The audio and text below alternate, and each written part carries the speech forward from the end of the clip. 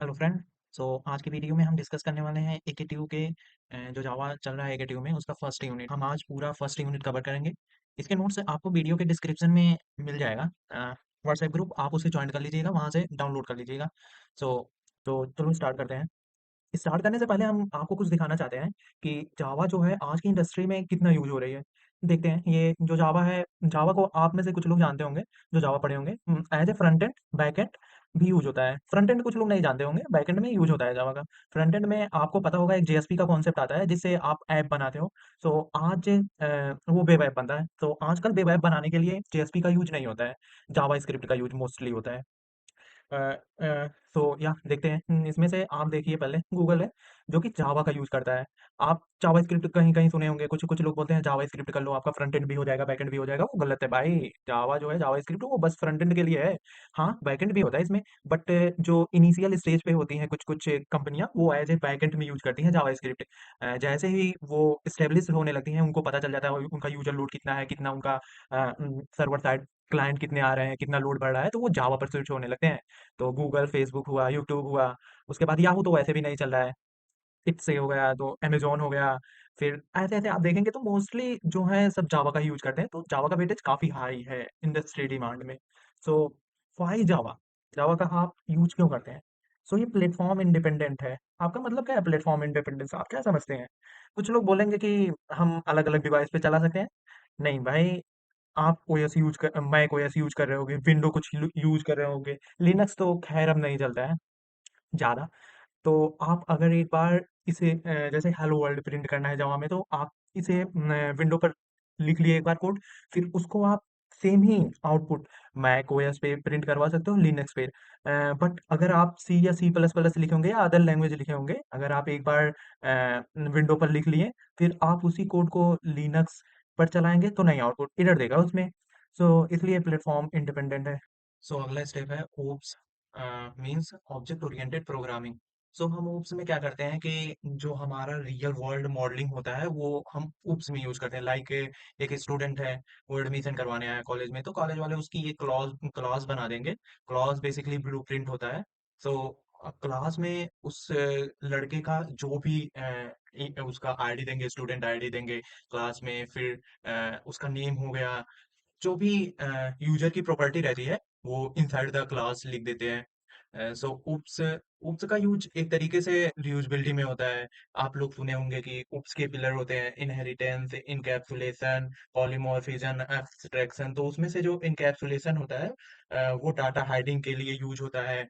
फिर रीयूजबिलिटी के लिए आपका होता है इनहेरिटेंस हो गया, उसका यूज करके रीयूजबिलिटी करते हैं। पॉलीमॉर्फिज्म हो गया, जैसे उसको क्या करते हैं कि वन टास्क को मल्टीपल वे से परफॉर्म करवा सकते हैं। पॉलीमॉर्फिज्म में एब्स्ट्रैक्शन में अननेसेसरी डाटा को हाइड करते हैं। तो ये सब हम इन डेप्थ आगे पढ़ेंगे। रोबस्ट एंड सिक्योरिटी, जो ऊप्स आपका जावा जो है वो बेसिकली रोबस्ट होता है। मीन से जैसे जैसे क्लाइंट यूजर आपके वेबसाइट पे बढ़ते रहेंगे, वो उन सबका हैंडल कर लेगा, मतलब लोड हैंडल कर सकता है, सिक्योरिटी प्रोवाइड करता ही है। जैसा कि आप जानते हैं जावा ऑटो। अगला आपका है ऑटोमेटिक मेमोरी मैनेजमेंट। आप सब सी पढ़े होंगे, उसमें आपने एक पढ़ा होगा पॉइंटर। तो वहां पे आप खुद से मेमोरी को हैंडल करते थे। जब भी रिसोर्स का यूज हो जाता था तो आप अपने से ही रिसोर्स को डीएलोकेट करते थे, मेमोरी को हैंडल करते थे। बट जावा जावा में क्या होता है कि गार्बेज कलेक्टर एक होता है जो मैनुअली हैंडल कर देता है, ऑटोमेटिकली हैंडल करता है मेमोरी मैनेजमेंट को। लाइक इसमें क्या होता है मैं बता रहा हूँ आपको। जो आप ऑब्जेक्ट क्रिएट करते हैं वही बेसिकली मेमोरी का स्पेस लेता है। तो जब जब तक आपका ऑब्जेक्ट की लाइफ साइकिल में ऑब्जेक्ट लाइव रहेगा, तब तक आपकी मेमोरी में वो स्पेस रहेगा। जैसे ही ऑब्जेक्ट आपका नल को पॉइंट करने लगेगा, आपका जावा क्या करेगा, basically Java collector, garbage collector, वो वहां से उसे टर्मिनेट कर देगा, मीन्स मेमोरी से हटा देगा। रिच स्टैंडर्ड लाइब्रेरी जावा जो तुम्हारा है वो रिच स्टैंडर्ड लाइब्रेरी है। मीन्स बहुत सारे इनबिल्ड लाइब्रेरी होते हैं, जैसे जावा डॉट यूटिल। आप स्कैनर क्लास इंपोर्ट किए होंगे तो उसमें आ जाता है ऑटोमेटिकली जावा डॉट नेट। और बहुत सारे हैं, जैसे स्ट्रिंग के लिए जावा डॉट लैंग होता है। बेसिकली स्ट्रिंग के लिए वो जावा डॉट जो लैंग पैकेज है उसके इनसाइड जो भी टूल्स आपके हैं, जैसे स्ट्रिंग क्लास हो गया, तो उसके लिए आपको इंपोर्ट करने की जरूरत नहीं पड़ती है। और मल्टी थ्रेडिंग सपोर्ट करता है। Multi threading means multiple task simultaneously perform होते रहते हैं। वो आपको सेकंड यूनिट में मिल जाएगी। वाइड कम्युनिटी टूल है इसमें, आप तो जानते ही हैं सबका एक कम्युनिटी टूल होता है, इसका बहुत ज़्यादा वाइड ही है। Use in various domain like desktop application, web application. So हम लोग डेस्कटॉप एप्लीकेशन तो बनता नहीं, इसलिए वहाँ पे यूज नहीं होता अब जावा। अब करंट सिनेरियो में बता रहा हूँ इंडस्ट्रियल लेवल पर। वेब ऐप आपका अब जावा से नहीं बनता। पहले आपका एक आता था जेएसपी, उससे बनता था, पर अब नहीं बनता है करंट सिनेरियो में। एंड्रॉयड ऐप के लिए अब करंट सिनेरियो में कॉटलिन आ गया है, तो कॉटलिन से बनता है। अब उसका यूज नहीं होता, जावा का यूज नहीं होता। बस आपका जावा जो यूज होता है, बस वो इंटरप्राइज सिस्टम अब डेवलप करने के लिए सर्वर साइड लैंग्वेज में यूज होता है। जावा का एज इट इज अब कहीं पर यूज नहीं है, ना तो डेस्कटॉप एप्लीकेशन बिल्ड करने में। डेस्कटॉप आपको बता रहा हूँ मैं, डेस्कटॉप जो ऐप है अब बनते ही नहीं, सब वेब पे चलते हैं। आप यूट्यूब भी वेब पर चलाते होंगे, आपको पता ही होगा। वेब ऐप हो गया। वेब ऐप जो बनता है अब प्रेजेंट टाइम में, वो ज्यादातर सब वो ज्यादातर सब जावा स्क्रिप्ट का ही यूज कर रहे हैं। और एंड्रॉयड जो ऐप होता है वो कॉटलिन पर बनता है। और इंटरप्राइज के लिए जावा भी जिंदा है, और जिंदा ही रहेगा यार। जावा बहुत हाईली सिक्योर माना जाता है लैंग्वेज, जैसा कि हम आपको दिखाए ही थे। जावा की हिस्ट्री, जो जेम्स गोसलिंग थे, उनकी एक टीम बनाई गई थी, सन माइक्रो सिस्टम। 1990 में क्या हुआ कि ये सब एज ए प्रोजेक्ट काम कर रहे थे, जो आप सब घर में टीवी देखते हो सेट ऑफ बॉक्स पर। उसकी एक इन्होंने सॉफ्टवेयर बनाने के लिए काम स्टार्ट किया था। अब भाई सेट ऑफ बॉक्स छोटा सा ही होता है, उसमें मेमोरी मैनेजमेंट के लिए, हैंडल करने के लिए बहुत सारा कॉम्प्लेक्स ना करके ये सब एक छोटा सा सॉफ्टवेयर बना रहे थे, ताकि टीवी के लिए छोटी सी स्पेस ही घेरे सेट ऑफ बॉक्स। बनाते बनाते इन लोगों ने जावा का वहां से प्रोग्रामिंग लैंग्वेज ही डेवलप कर दी थी। सो जावा का अ, अ, वो वर्जन वही है, सेट ऑफ बॉक्स वाला ही है।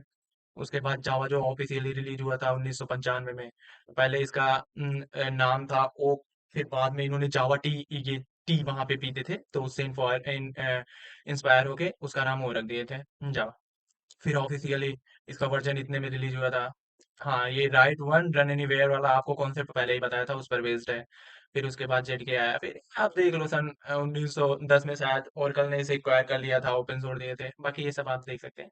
अब यहाँ से आते हैं जेवीएम एंड जेआई। हाँ, तो जेवीएम क्या होता है? Java virtual machine. जो आपका बाइट कोड, पहले तो आप सिंपल कोड लिखेंगे अपने क्या कहते हैं टूल्स पर, पहले सिंपल कोड कोड लिखेंगे। उसको अब जेवीएम क्या करता है, बाइट कोड में जनरेट करता है। उस कोड का बाइट कोड जनरेट करता है। सो बेसिकली जेवीएम यूज होता है उस कोड को बाइट कोड में कन्वर्ट करने के लिए। अभी हम इसे इन प्रैक्टिकल देखेंगे। It convert byte code into machine code, ये तो आपको बता ही दिए। बाकी ये सब ओवरव्यू है, आप देख लीजिएगा। जेआरई जो होता है वो रन टाइम जावा पैकेज, जावा को पैकेज प्रोवाइड करता है, रन टाइम इन्वायरमेंट भी प्रोवाइड करता है। सो जेआरई मींस जावा रन करते टाइम आप देखे होंगे वहां पे, जैसे ही आप स्कैनर क्लास क्लास इंपोर्ट करेंगे, Java dot input, Java dot यूटिल package import हो जाता है ऑटोमेटिकली। तो वो जेआरई हैंडल करता है आपका पैकेज वगैरह का, जो भी वहां पे सीन रहता है। JRE JVM plus library plus supporting file, ये इतना सपोर्ट करता है जेआरई। अब बाकी यहाँ पे थ्योरी दी गई है, आप देख लीजिएगा।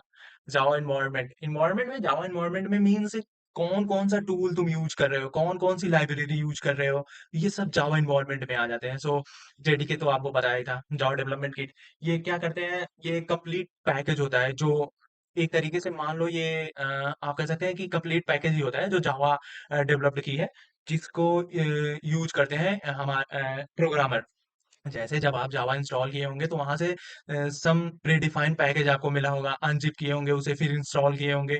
तो वो जेडीके होता है, जावा डेवलपमेंट किट। उसके बाद जेआरई, जावा रन टाइम इन्वायरमेंट, ये आपको बताया ही था, जो लाइब्रेरी वगैरह प्रोवाइड करती है। जेवीएम आपको बताया ही था, जो बाइट कोड में कन्वर्ट करती है आपका, जो सिंपल कोड होता है उसका बाइट कोड जनरेट करती है। जावा डॉट सी आपको अभी बताऊंगा, इसे एग्जीक्यूट करते हैं। बाइट कोड फिर जनरेट होता है जावा डॉट सी के बाद। फिर फाइल स्ट्रक्चर पहले देख लेते हैं थोड़ा सा कोड। सो हम लोग बाइट कोड कैसे जनरेट होता है, कैसे फाइल लेंथ होती है जावा में, जेवीएम कैसे बाइट कोड को कन्वर्ट करता है, सब देखते हैं। इसके लिए पहले नोटपैड ओपन करते हैं, जिसपे हम अपना कोडिंग करेंगे। सो यहाँ पे नोटपैड ओपन हो गया है, और सिंपल सा एक हेलो प्रिंट करने के लिए हम प्रोग्राम लिखते हैं। सो कुछ प्री डिफाइंड कोड मैं लिखूंगा, आपको रटना ही पड़ेगा ये, क्योंकि इनका मीनिंग तब आपको पता चलेगा जब आप ऊप्स कंप्लीटली पढ़ लेंगे तब। सो लिखते हैं पब्लिक क्लास, इंडेक्सिंग का ध्यान देना जरूरी होता है इसमें। Public static void main string arcs arcs system dot out dot print hello hello क्या फाइल को सेव करते हैं, सेव एज, और यहाँ पे आके साम साम डॉट जावा, इसे आल करना पड़ता है क्योंकि आल करने पर कहीं से भी एक्सेस होता है तो आल ही करना पड़ता है, और सेव एज कर देंगे। अब ये आपकी फाइल सेव हो चुकी है, जावा वाली। अब फिर यहाँ से आपको सीएमडी खोलना पड़ेगा, सीएमडी। अब यहाँ पे कंपाइल करेंगे कोड को अपने, कैसे कंपाइल करेंगे, जावा सी। तो यहाँ पे हम जावा सी, उसके बाद फाइल का नेम साम डॉट जावा, यही रखे थे ना। अब क्या करेगा, हमारा जो जेवीएम होता है वो बाइट कोड जनरेट करेगा इससे। तो देखते हैं, और ये कम्प्लीटली कंपाइल हो गया है। सो जेवीएम ने बाइट कोड जनरेट किया, और बाइट कोड जो सेव होता है file name dot class extension का यूज करके बाइट कोड सेव होता है। सो यहाँ पे देखा भी जा सकता है कि साम डॉट क्लास के नाम से एक फाइल आई है, सेव हुई है। अब इसे रन करते हैं। तो रन करने के लिए जावा, उसके बाद क्लास नेम साम। सो हेलो हमारा प्रिंट हो चुका है। सो अब थोड़ा सा एनालाइज करते हैं बाइट कोड के बारे में, बाइट कोड कैसे क्या दिखता है। ह्यूमन रीडेबल होता है, बट ये करेक्टनेस नहीं रहता है उसमें, जैसे नोटपैड पे देखते हैं, कुछ कुछ आप समझ सकते हैं, जैसे जो आपका वो रहता है क्या कहते हैं, स्ट्रिंग होता है वो जावा डॉट लैंग पैकेज में होता है।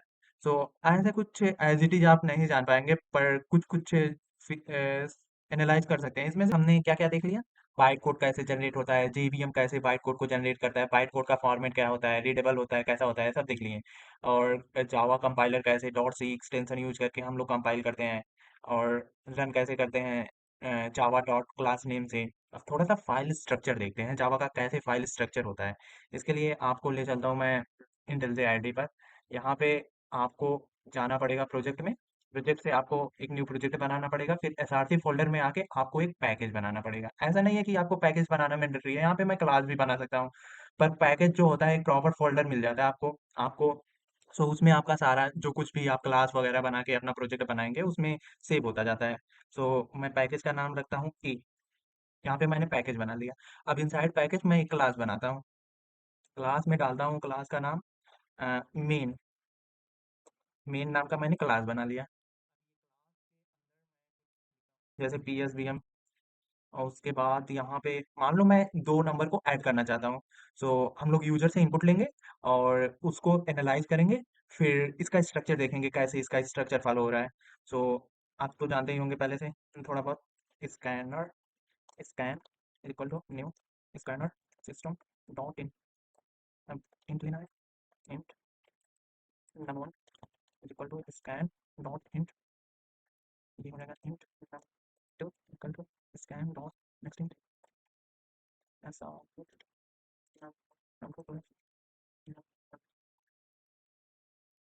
या सो हमारा ये कोड कंप्लीट हो चुका है। सो हम देख सकते हैं कि पहले जो होता है स्ट्रक्चर फॉलो में, पहले पैकेज का नाम आता है, फिर इंपोर्ट स्टेटमेंट आता है। जैसे ही मैंने आपने ऑब्जर्व किया होगा स्कैनर क्लॉज लिखा, स्कैनर को यहाँ पे डिफाइन किया, वैसे ही स्कैनर जो एक पैकेज होता है जावा डॉट यूटिल में, उसकी लाइब्रेरी में रखा गया है स्कैनर क्लास को।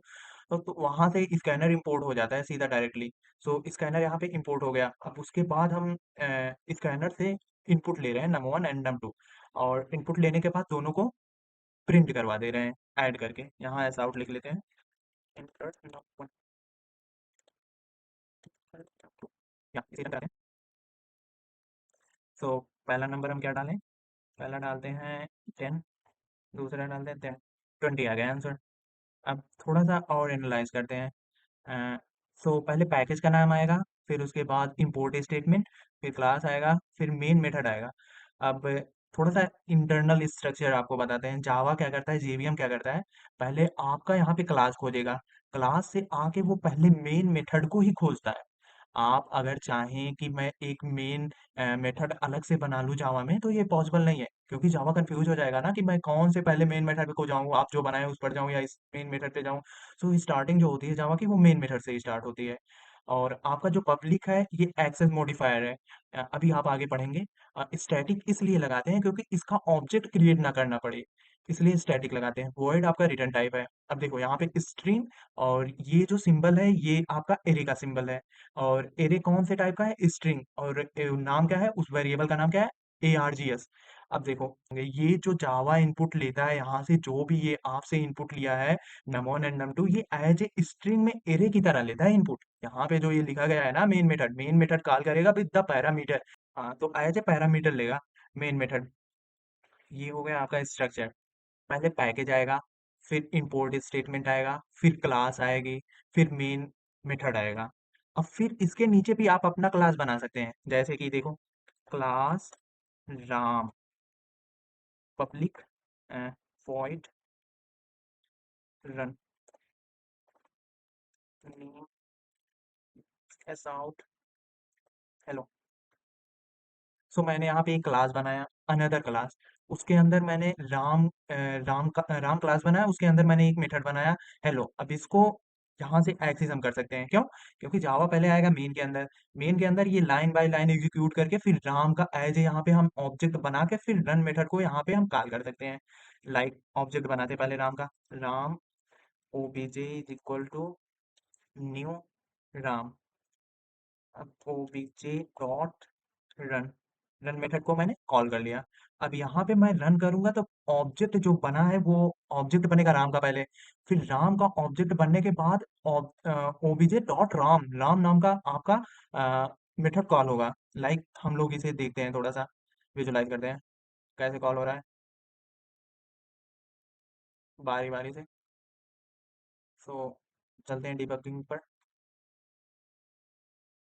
या सो इंटर द नम1, मैंने 20 ले लिया, num2 20, 20 40 आया। अब फिर आ गया पहले राम पर, राम क्लास ये बताया था ना आपका, पहले राम पर आएगा, फिर राम पर आया। राम के बाद आपका जा रहा है ये मेथड ऑब्जेक्ट क्रिएशन पर। पहले राम क्लास कॉल हुआ, फिर ऑब्जेक्ट राम का बनेगा, राम करवाया। फिर राम, राम का जो ऑब्जेक्ट बना है उसमें रन फंक्शन मेथड को अब कॉल करेगा।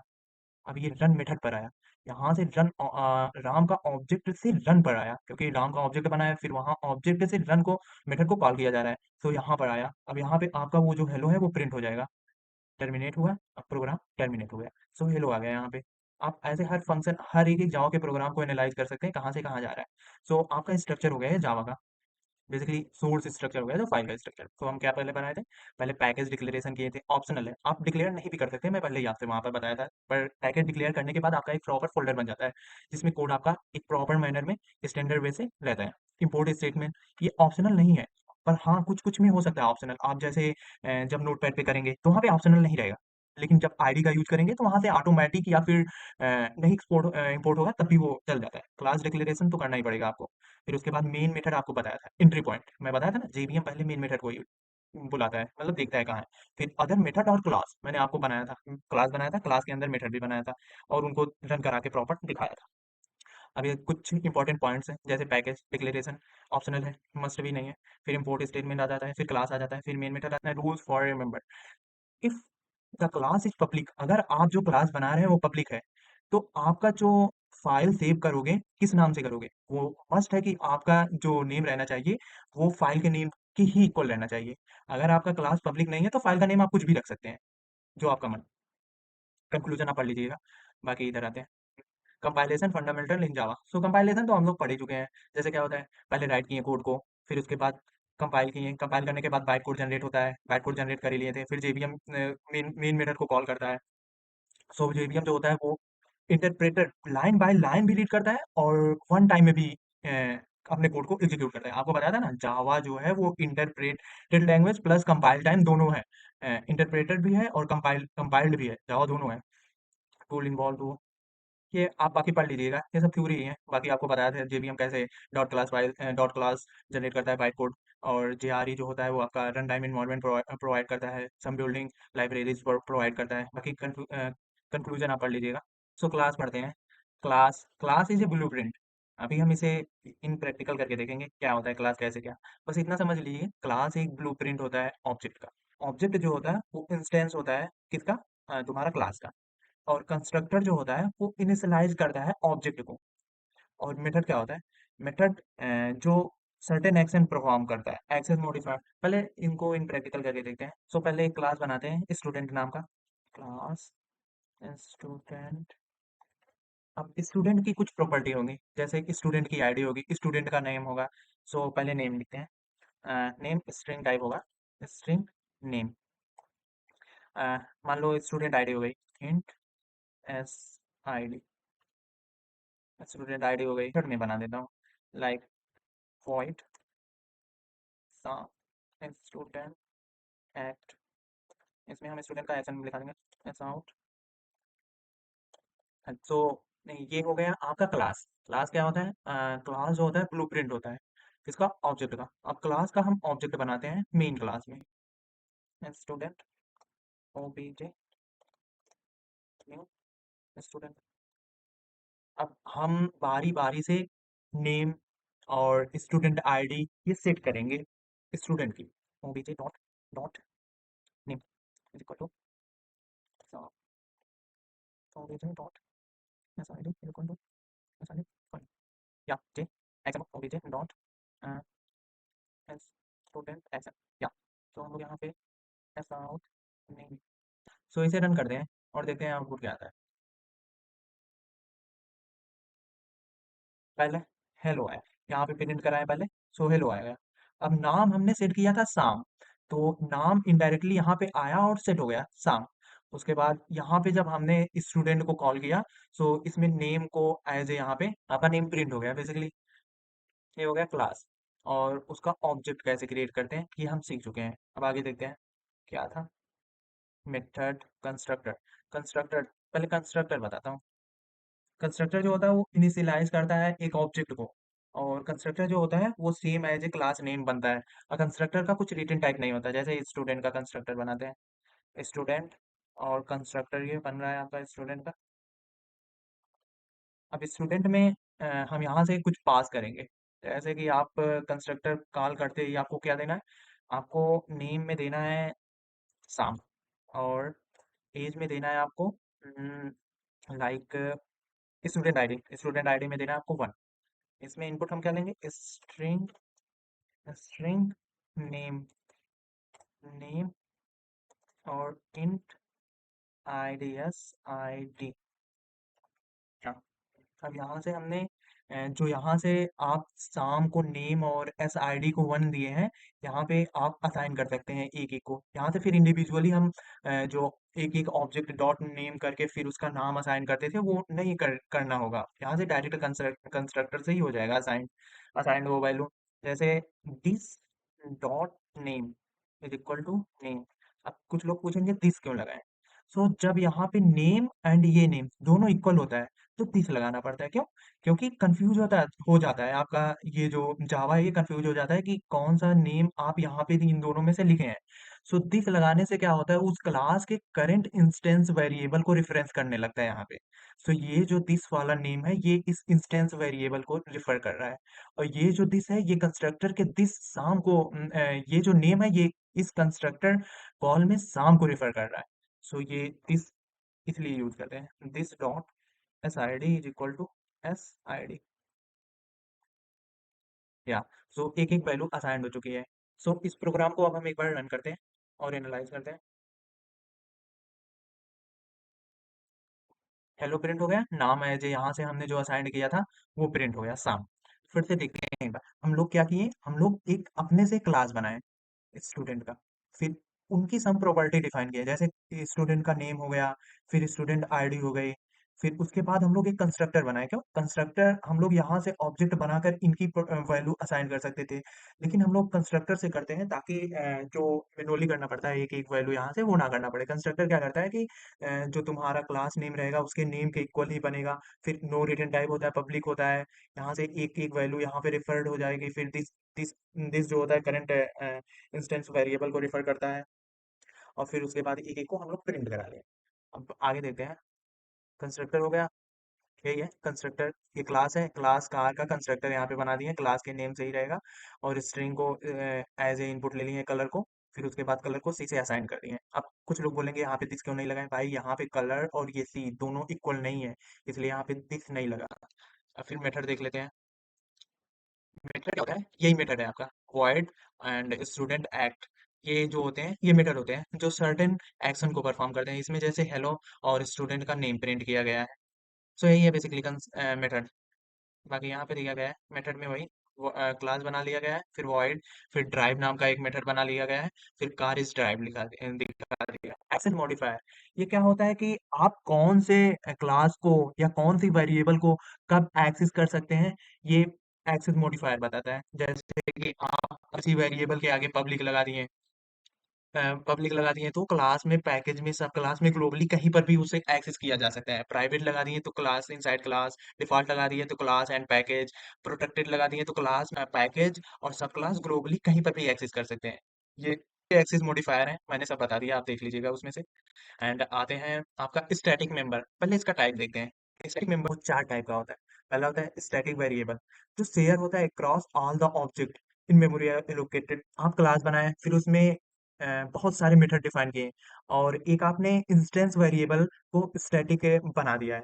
सो जो वो इंस्टेंस वेरिएबल स्टैटिक होता है, वो सेम मेथड के अंदर में सेम ही ट्रीट करता है, उसे चेंज नहीं कर सकते हो आप। ये हो गया आपका instance variable.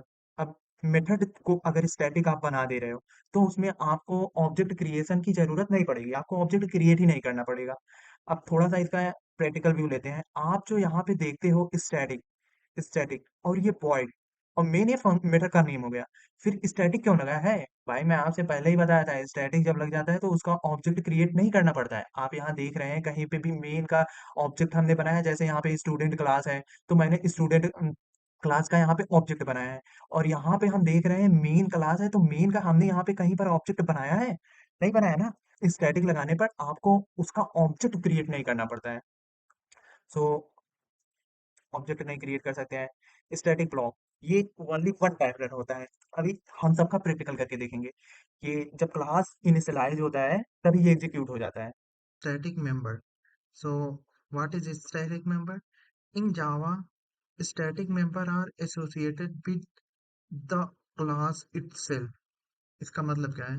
Means static member जो भी होता है वो क्लास से रिलेटेड होता है, not with the any specific object. किसी स्पेसिफिक ऑब्जेक्ट से रिलेटेड नहीं होता है। ये सब मैं अभी प्रैक्टिकली आपको करके दिखाऊंगा। And share across all instance object of the class, ये अभी सब मैं प्रूव करूंगा। सो पहले इधर देखते हैं टाइप मेंबर के क्या होते हैं। स्टैटिक मेंबर के पहला होता है स्टैटिक वेरिएबल, फिर static method, static block, static class. पहले हम देखते हैं स्टैटिक वेरिएबल। इसके लिए ये थोड़ा सा ये डिस्क्रिप्शन पढ़ लेते हैं। शेयर अक्रॉस ऑल ऑब्जेक्ट, ये जो स्टैटिक वेरिएबल होता है, एक बार क्रिएट करने पर आप इसे चेंज नहीं कर सकते, एंड ये सबके साथ शेयर होता है, क्योंकि इसका memory allocation only one time होता है। सो जितने भी ऑब्जेक्ट आप क्रिएट करेंगे, हर एक एक ऑब्जेक्ट जो रिफर करेगा with the same static variable, वो स्टैटिक वेरिएबल हर एक एक ऑब्जेक्ट में कॉमन होगा। ये मैं क्या बोल रहा हूँ, आओ इस कोड से समझते हैं। ये कोड देखने से पहले हमें इसकी इंटरनल स्ट्रक्चर पता रहना चाहिए, नहीं तो हमें ये हवा चला जाएगा, आपको पता भी नहीं चलेगा। इसके लिए पहले हम इंटरनल वर्किंग देखते हैं मेमोरी का। सो मेमोरी का कुछ इंटरनल वर्किंग ऐसे होता है। हमारा जो जावा है बेसिकली मल्टीपल टाइप की मेमोरीज में रहती है, पर मेनली दो टाइप की होती है, एक हीप होती है, एक स्टैक होता है। सो पहले हम एक स्टैक क्रिएट करते हैं। मान लो मेरा स्टैक है, एंड एक ये मान लो हीप मेमोरी है। सो ऑब्जेक्ट जितने भी बनते हैं क्लास के, वो हीप मेमोरी में आते हैं। एंड स्टैक में प्रिमिटिव टाइप आता है। आप अभी डाटा टाइप पढ़ेंगे तो उसमें दो टाइप के डाटा टाइप पढ़ेंगे, एक प्रिमिटिव होगा, एक नॉन प्रिमिटिव। जो प्रिमिटिव टाइप के डाटा टाइप होते हैं वो हीप में स्टैक में आते हैं, सॉरी, स्टैक में आते हैं। और जो नॉन प्रिमिटिव के होते हैं वो हीप मेमोरी में आते हैं। सो यहाँ पर देखते हैं, जो जो ये कोड हमने लिखा है इसमें स्टूडेंट है। स्टूडेंट में एक हम लोगों ने कॉलेज बनाया है, कॉलेज नाम का स्ट्रिंग बनाया है, स्टाइल्स वेरिएबल है कॉलेज नाम का, एबीसी कॉलेज करके है। ये एबीसी कॉलेज को जब एक ऑब्जेक्ट कॉल कर रहा है, तो उसमें रोल नंबर लड़के का जो यहाँ पे दिया गया है, एंड लड़के का नेम, और उस कॉलेज को, ये जब S1 क्रिएट हो रहा है ऑब्जेक्ट, तो प्रिंट हो रहा है। एंड जब S2 क्रिएट हो रहा है object, then same college call हो रहा है, सेम कॉलेज ही रेफर हो रहा है। अब देखो, हमने बताया था आपसे स्टैटिक जो होता है वो क्लास लेवल का मेंबर होता है। सो स्टूडेंट के अंदर ही हमने स्टैटिक लिखा है, यानी एक तरीके से स्टैटिक इंस्टेंस वेरिएबल की तरह वर्क करता है। बट हाँ, इंस्टेंस वेरिएबल की तरह वर्क होता करता है। अगर हम इसी को उठाकर हम ला के मेन मेथड के अंदर डिक्लेयर करना चाहें, ये मेथड है, यहाँ पे डिक्लेयर करना चाहें, तो क्या दे रहा है, इसमें एरर देगा। कहेगा modifier static is not allow here, क्योंकि स्टैटिक जो होता है वो क्लास का मेंबर होता है, इसलिए यहाँ पे अलाउड नहीं होगा आपका स्टैटिक। अब देखो, ये स्टैटिक एक ही बार मेमोरी में अलोकेट हुआ होगा। जो कॉलेज नाम का वेरिएबल है, ये बस एक बार मेमोरी में बना है, और ये शेयर हो रहा है S1 एंड S2 ऑब्जेक्ट, दोनों ऑब्जेक्ट के द्वारा शेयर हो रहा है। आपको स्ट्रक्चर फिर से दिखाता हूँ, इंटरनल स्ट्रक्चर। ये हमारा हीप है। यहाँ पे हमने एक कॉलेज नाम का वेरिएबल बना दिया, स्टैटिक वेरिएबल, एंड S1 और S2 मैंने ऑब्जेक्ट बना दिया। ये S1 ऑब्जेक्ट है और ये S2 ऑब्जेक्ट है, ठीक। अब जब कॉलेज का वेरिएबल वो स्टैटिक रहेगा, तो क्या होगा, ये दोनों सेम कॉलेज वेरिएबल को रिफर करेंगे। एक ही बार कॉलेज नाम का वेरिएबल क्रिएट होगा।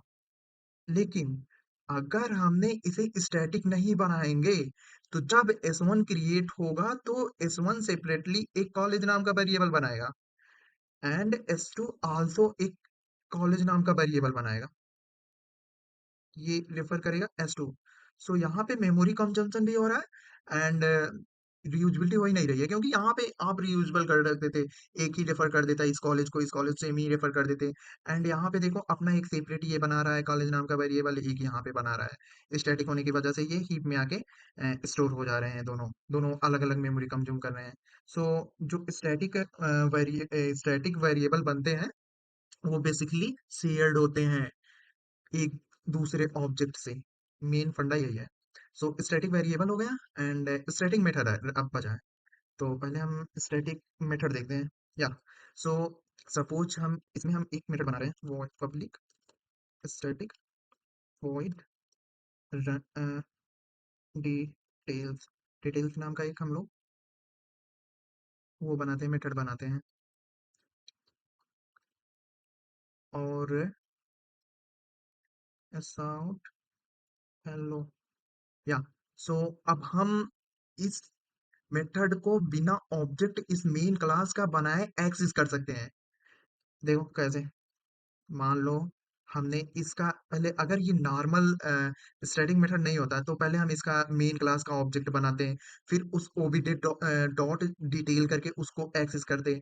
बट यहाँ पे हम डायरेक्ट इस मेथड को एक्सेस कर सकते हैं। कैसे, डिटेल बस लिख के, डॉट डिटेल।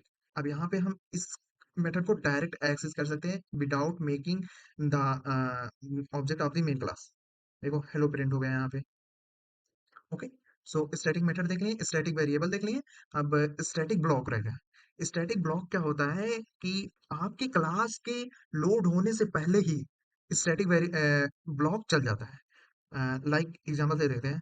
आप जैसे मान लो यहाँ पे स्टूडेंट है, ये स्टूडेंट के अंदर आपने स्टैटिक स्टैटिक ब्लॉक बनाया, स्टैटिक ब्लॉक।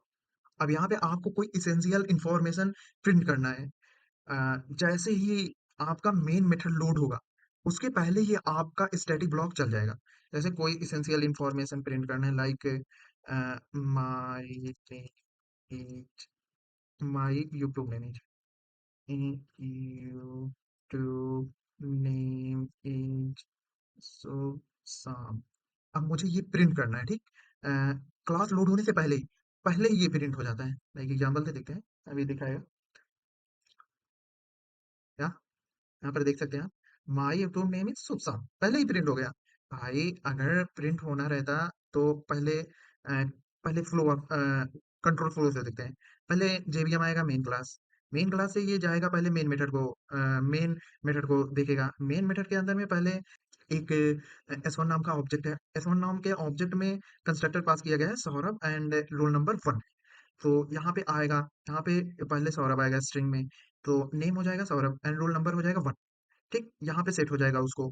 फिर कंस्ट्रक्टर ने कॉल किया है S1 डॉट डिस्प्ले, तो यहाँ पे आएगा S1 डॉट डिस्प्ले करके रोल नंबर, नेम और कॉलेज पहले प्रिंट होना चाहिए था, बट हमारा ये प्रिंट हो गया स्टैटिक। स्टैटिक ब्लॉक पहले प्रिंट हो गया, ये रहा स्टैटिक ब्लॉक पहले प्रिंट हो गया। क्यों? क्योंकि मेन क्लास लोड होने से पहले ही स्टैटिक मेथड चल जाता है, स्टैटिक ब्लॉक चल जाता है। तो इसलिए हमारा ये प्रिंट हो गया। अब क्या रहेगा? स्टैटिक क्लास रहेगा। स्टैटिक क्लास कब यूज होता है? जब क्लास इनसाइड क्लास बनाना रहता है तो स्टैटिक क्लास यूज होता है। जैसे लाइक एग्जांपल लेते हैं, एक यहाँ पे क्लास बनाते हैं, क्लास साम। अब इसके क्लास के अंदर हमें क्लास बनाना है तो स्टैटिक स्टैटिक क्लास राम। अब यहाँ पे हम क्लास बना सकते हैं। यहाँ पे स्टैटिक क्लास यूज होता है, इसलिए स्टैटिक क्लास यूज होता है। सो आते हैं हम अपने पहले देखते हैं क्या क्या कवर हो गया हमारा। सो हम देख चुके हैं स्टैटिक वेरिएबल जो वेरिएबल होता है and one time he memory allocate होता है, उसके बाद हर एक एक ऑब्जेक्ट को रेफर करता है। हर एक एक ऑब्जेक्ट एक स्टैटिक वेरिएबल को रेफर करते हैं। जबकि अगर हम स्टैटिक नहीं बनाएंगे तो हर एक एक अपना वेरिएबल बनाएगा उस प्रॉपर कॉलेज कॉलेज वेरिएबल को, हर एक एक अपना वेरिएबल बनाएंगे। स्टैटिक मेथड में क्या होता है? कंस्ट्रक्टर बनाना नहीं पड़ता है ऑब्जेक्ट क्रिएशन के टाइम पे। स्टैटिक ब्लॉक देख लिए, run only when the class is firstly loaded. जैसे ही क्लास लोड होता है तैसे ही वह तुरंत स्टैटिक ब्लॉक ही कॉल होता है। एंड स्टैटिक क्लास देख लिए, नेस्टेड क्लास होता है। कोड सही हो गया? कोड ये छोटे छोटे कोड हैं यार, अगर आपने सही तरीके से जावा पढ़ा होगा तो आप कर सकते हैं आराम से। फिर फाइनल पे आते हैं, फाइनल जावा में क्यों यूज होता है, कहाँ कहाँ। सो यहाँ पे देखते हैं, वेरिएबल को अगर फाइनल हम बना देंगे तो variable can't be change. And अगर मेथड को हम लोग फाइनल बना दिए तो मेथड ओवर राइडिंग नहीं कर सकते हम, दूसरा ओवर सेम मेथड से दूसरा मेथड नहीं बना सकते। एंड अगर क्लास को हम लोग बना दिए तो इनहेरिटेंस उसमें अलाउड नहीं रहेगा। अब पहले हम कोड से देखते हैं इसको। सब लोग पक गए होंगे कितना कोड करवा है, कितना कोड, अरे भाई जावा है कोड ही रहेगा सब, टेंशन मत लो। तो कोड पहले लिखते हैं हम, क्लास में पीएसवीएम। ठीक। अब हम पहले क्या करते हैं? स्टैटिक क्या फाइनल फाइनल एक वेरिएबल बनाते हैं, final int A is equal to 10। ठीक। अब हम क्या करते हैं, इसको चेंज करने का ट्राई करते हैं, like A is equal to 20 करते हैं। क्यों नहीं हो रहा है देखते हैं। Can't assigned A value of A final variable. क्यों? क्योंकि फाइनल जो होता है वो वेरिएबल एक बार बनता है तो फिक्स हो जाता है। लाइक अगर हम यहाँ पे नॉर्मल वेरिएबल बनाते हैं int B is equal to 30, and अगर बी को हम फिर से असाइन कर दे रहे हैं 50, तो ये नॉर्मली असाइंड भी हो जाएगा एंड प्रिंट करवाएंगे तो ये बी को तो ये 50 ही प्रिंट होगा। और बट इसे हम लोग नहीं प्रिंट करवा सकते, देख लो एक बार, या देख सकते हैं बी को ये 50 एज इट रेट कर रहा है। सो आपको पता चली गया होगा फाइनल वेरिएबल। अब देखते हैं फाइनल क्लास, फाइनल मेथड देख लेते हैं। सो फाइनल मेथड देखने के लिए हम यहाँ पे ओवरराइडिंग का कॉन्सेप्ट लगाते हैं। ये अभी जो कि 4 पिलर्स में मैं पढ़ाऊंगा आपको, वहाँ पे देख लीजिएगा। अभी फिलहाल तो आपके ऊपर से ही जाएगा, फिर भी देख लो। अब हम देखते हैं आपका फाइनल मेथड देखते हैं, पहले फाइनल मेथड देखते हैं। सो हम एक क्लास बनाते हैं, क्लास।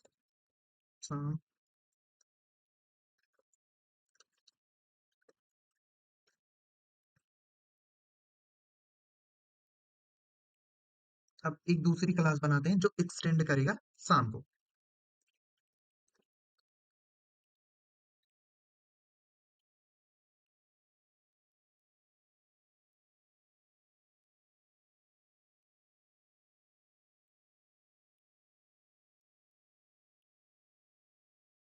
क्या? सो हम देख सकते हैं, पहले हम शाम नाम का एक क्लास बनाए हैं, फिर उसके अंदर एक मेथड बनाए हैं रन, फिर शाम को एक्सटेंड करवाए हैं राम के अंदर, उसके अंदर बनाए हैं रन। सेम सेम मेथड बनाए हैं, मतलब एक मेथड दूसरे मेथड के सेम है, और इसे इनहेरिट कर रहा है क्लास राम। फाइनल बना दे, फाइनल। देन क्या होगा?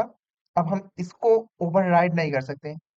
सो बेसिकली फाइनल बनाने के बाद आपका ये जो मेथड है ये अब कॉल नहीं हो सकता, ओवरराइड नहीं होता हो सकता। Run can not override run in A dot sum. Override method is final, final के बाद आप उसे ओवरराइड नहीं कर सकते। ओवरराइड हो गया क्लास, फाइनल क्लास। या सो यहाँ पे देख सकते हैं एक्सटेंड हुआ है शाम को। अगर मैं यहीं पे शाम को ही फाइनल बना दूं, फाइनल एरर दे रहा है। क्यों? क्योंकि फाइनल क्लास अगर बना देंगे तो वहां से एक्सटेंड की फीचर हट जाते हैं। सो फाइनल जैसे ही बनाते हैं वैसे वहां से एक्सटेंड क्लास की फीचर हट जाती है।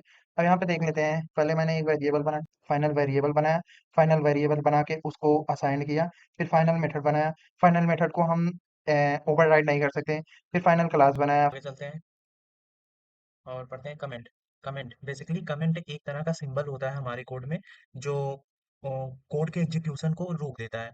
मीन्स जहाँ पर कमेंट लग जाएगा वहाँ पर वो लाइन जहाँ पर कमेंट लग जाएगा वो ब्लॉक ऑफ कोड एग्जीक्यूट नहीं होगा। कमेंट दो टाइप का होता है, पहला होता है सिंगल लाइन कमेंट, दूसरा होता है multi line comment. Single line comment double double forward slash लिख देते हैं तो सिंगल लाइन कमेंट हो जाता है। अब ये ब्लॉक ऑफ कोड एग्जीक्यूट नहीं होगा। Whereas multiple line comment होता है जो मल्टीपल लाइन को कमेंट कर देता है। डाटा टाइप पढ़ते हैं। Data type in Java, data type define the type of value a variable can hold. Java is strongly typed. Strongly type means होता है जिसका जो वेरिएबल डिफाइन करने से पहले ही हम उसका डाटा टाइप डिफाइन करते हैं। Like int, integer value define करने से पहले हम उसे इंट डिफाइन करते हैं। वेयर एज पाइथन, पाइथन में ऐसा नहीं होता है, उसमें इंट हो स्ट्रिंग हो कुछ भी हो आप डायरेक्ट वेरिएबल लिखेंगे एंड वेरिएबल का टाइप नहीं डिफाइन करते हैं। which means such which means each variable must have a declare type। या सबका एक declare type होता है।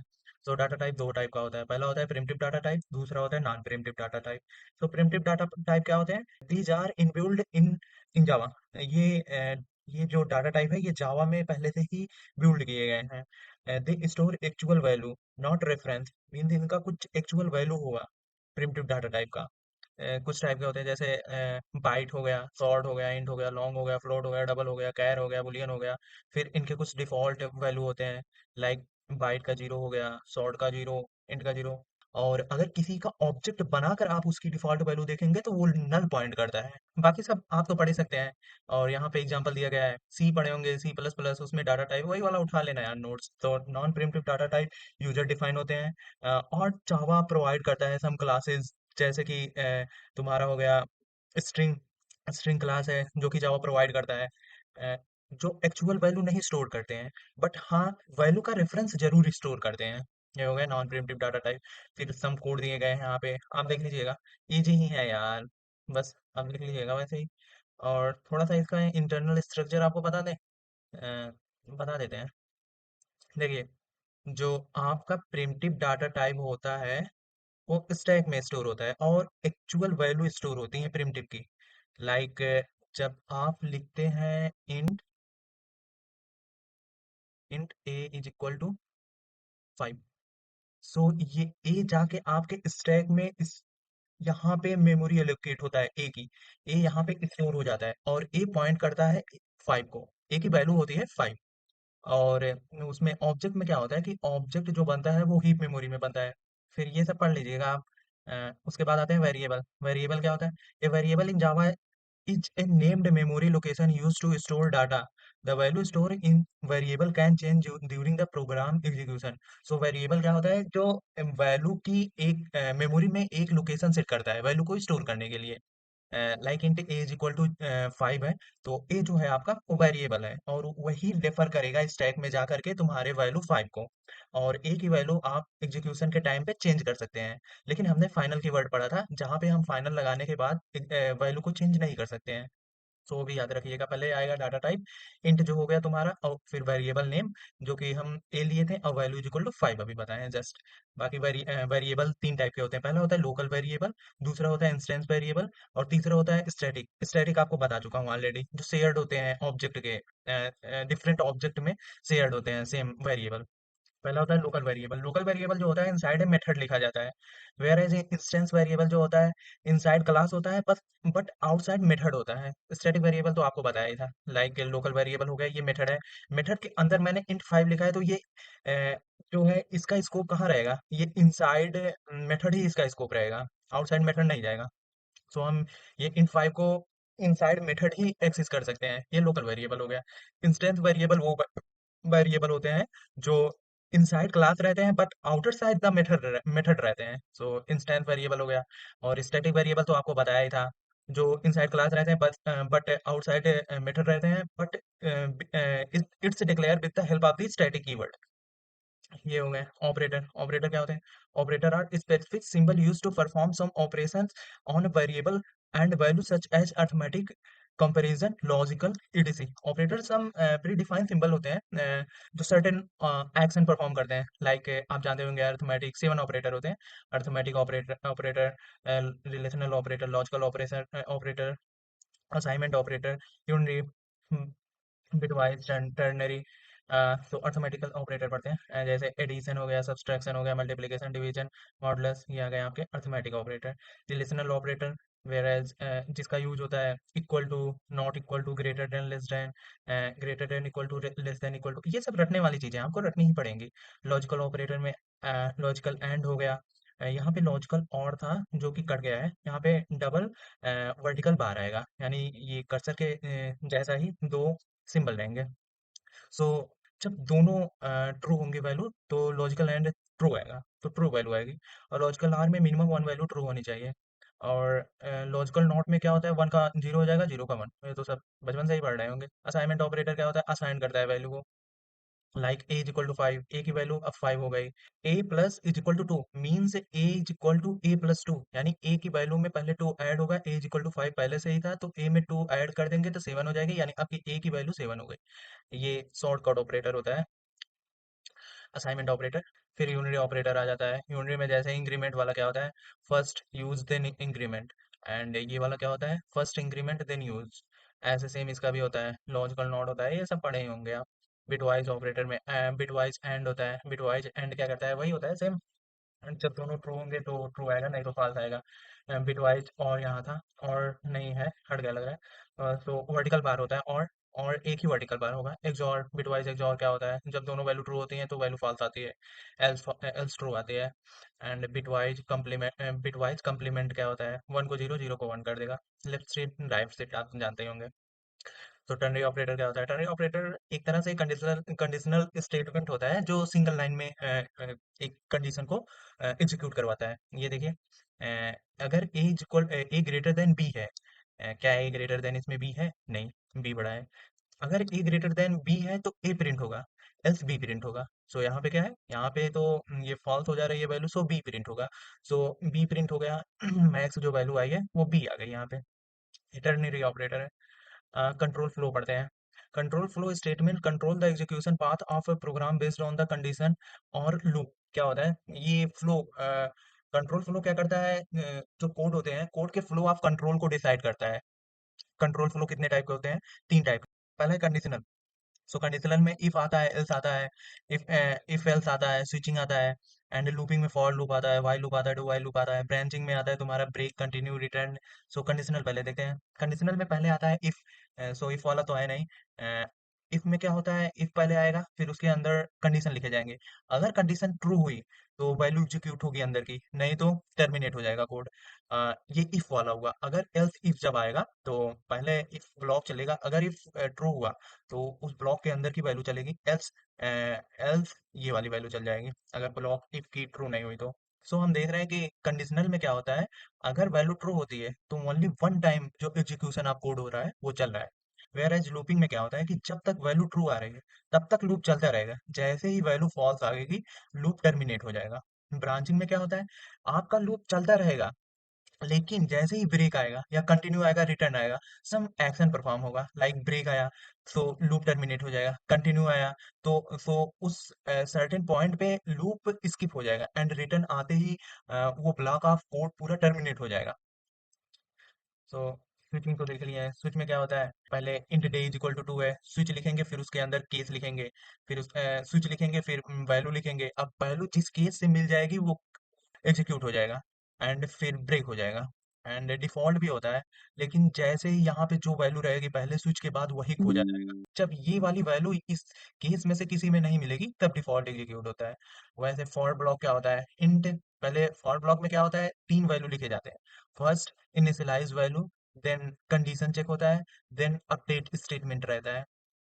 सो ए की वैल्यू चलेगी, आई की वैल्यू चलेगी वन से आई लेस और इक्वल टू फाइव तक, कंडीशन है।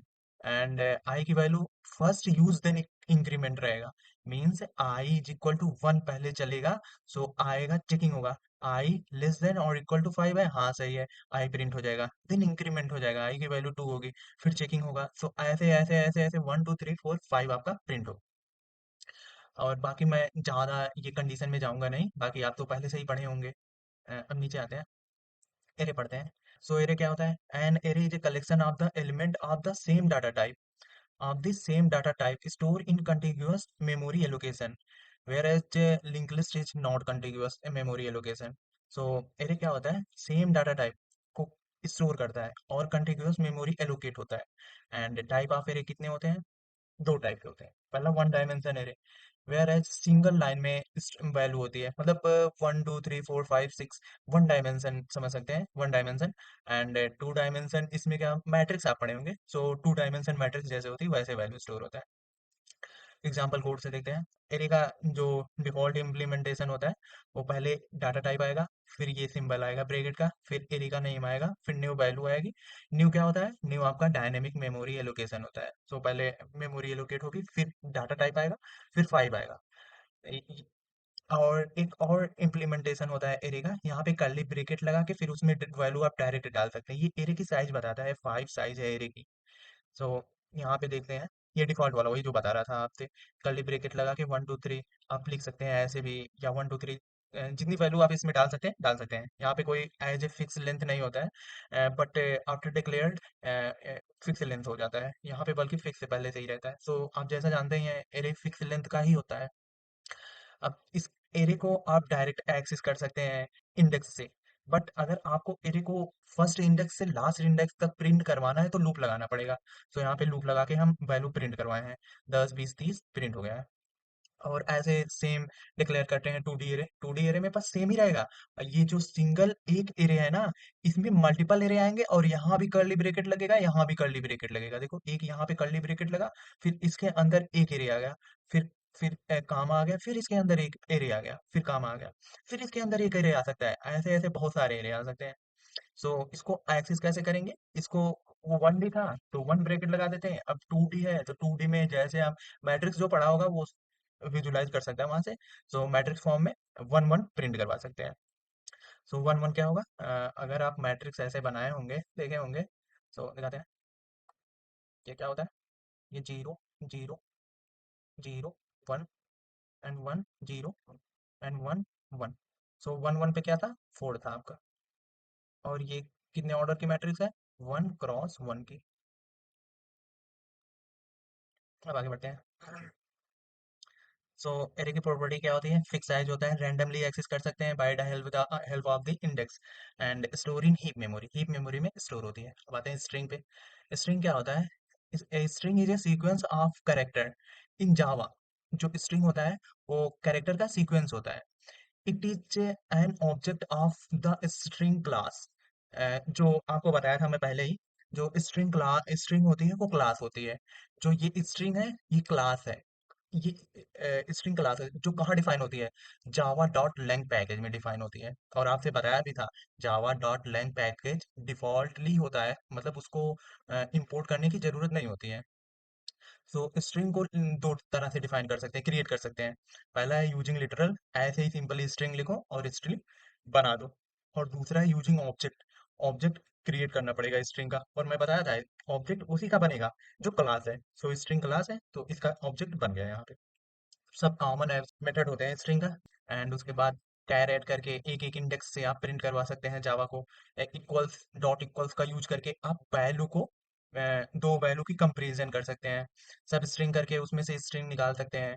टू अपर केस करके अपर केस में कन्वर्ट कर सकते हैं। और अपेंड करना रहेगा तो कॉनकैट का यूज करेंगे। सो एक एग्जांपल लेते हैं, like string name is equal to Saurabh है, तो नेम डॉट लेंथ से ये सौरभ का लेंथ प्रिंट होगा। जो स्ट्रिंग है उसकी इंडेक्सिंग 0 से होती है, बट लेंथ में 0 को एज ए 1 काउंट करके पूरा लेंथ लिया जाता है। सो 1 2 3 4 5 एंड 6 7, 7 टोटल लेंथ है इसकी, तो 7 आ गया। एंड कैर एड क्या करता है? एक स्पेसिफिक इंडेक्स से आपकी वो कैरेक्टर वैल्यू निकाल के दे देता है, लाइक 2, तो 0 1 2 2 से यू उठा कर दे दिया। And name dot to upper case क्या करता है, नेम को अपर केस में कन्वर्ट कर देता है। सब स्ट्रिंग में दो पार्ट दिया जाता है, पहला इनिशियल वैल्यू दिया जाता है, दूसरा एंड वैल्यू। इनिशियल वैल्यू को इंक्लूड करते हैं स्ट्रिंग में, एंड जो एंड वैल्यू होती है उसे इंक्लूड नहीं करते हैं। लाइक वन, वन को ए कर दिए हैं और फोर पे ए आएगा, पर ए को इंक्लूड नहीं करते हैं, लास्ट वाली वैल्यू को इंक्लूड नहीं करते हैं। So substring I A U R, and last वाला फोर्थ जो है वो स्किप हो जाएगा। सो सबसे इंपॉर्टेंट प्रॉपर्टी जो स्ट्रिंग की होती है वो इम्यूटेबल होता है। स्ट्रिंग मींस एक बार आप स्ट्रिंग कर दिए क्रिएट तो उसे अपडेट नहीं कर सकते। बट कुछ लोग कहेंगे कि क्यों नहीं, अपडेट तो होता है भाई। जब वो अपडेट होता है ना तो न्यू ऑब्जेक्ट क्रिएट होता है। Means string is immutable, means string एक बार क्रिएट होती है तो अपडेट नहीं हो सकती है। अगर आप अपडेट को करना चाहेंगे तो उसका आप न्यू ऑब्जेक्ट बनाते हैं। जितनी बार आप ऑब्जेक्ट अपडेट करेंगे उतनी बार आप स्ट्रिंग का न्यू ऑब्जेक्ट बनाएंगे। और आपको पता है ऑब्जेक्ट आपकी मेमोरी कंज्यूम करता है। सो जितनी बार आप उसे अपडेट करेंगे उतना ऑब्जेक्ट बनाएंगे। स्ट्रिंग के कंपोनेंट होते हैं लाइक डबल इक्वल टू, ये क्या करता है, ये कंपेयर करता है रेफरेंस मेमोरी का। एंड डॉट इक्वल टू जो होता है वो कंपेयर करता है कंटेंट को। ये आपको इम्यूटेबिलिटी का जो रेफरेंस वाला ऑब्जेक्ट वाला होता है, इसे समझ में नहीं आया होगा तो इसको मैं बताता हूँ एक मिनट।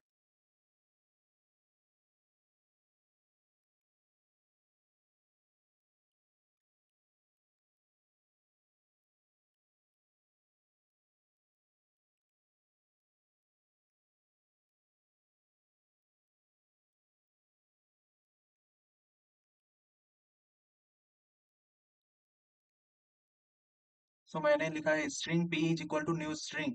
उसके अंदर मैंने a को क्रिएट किया है।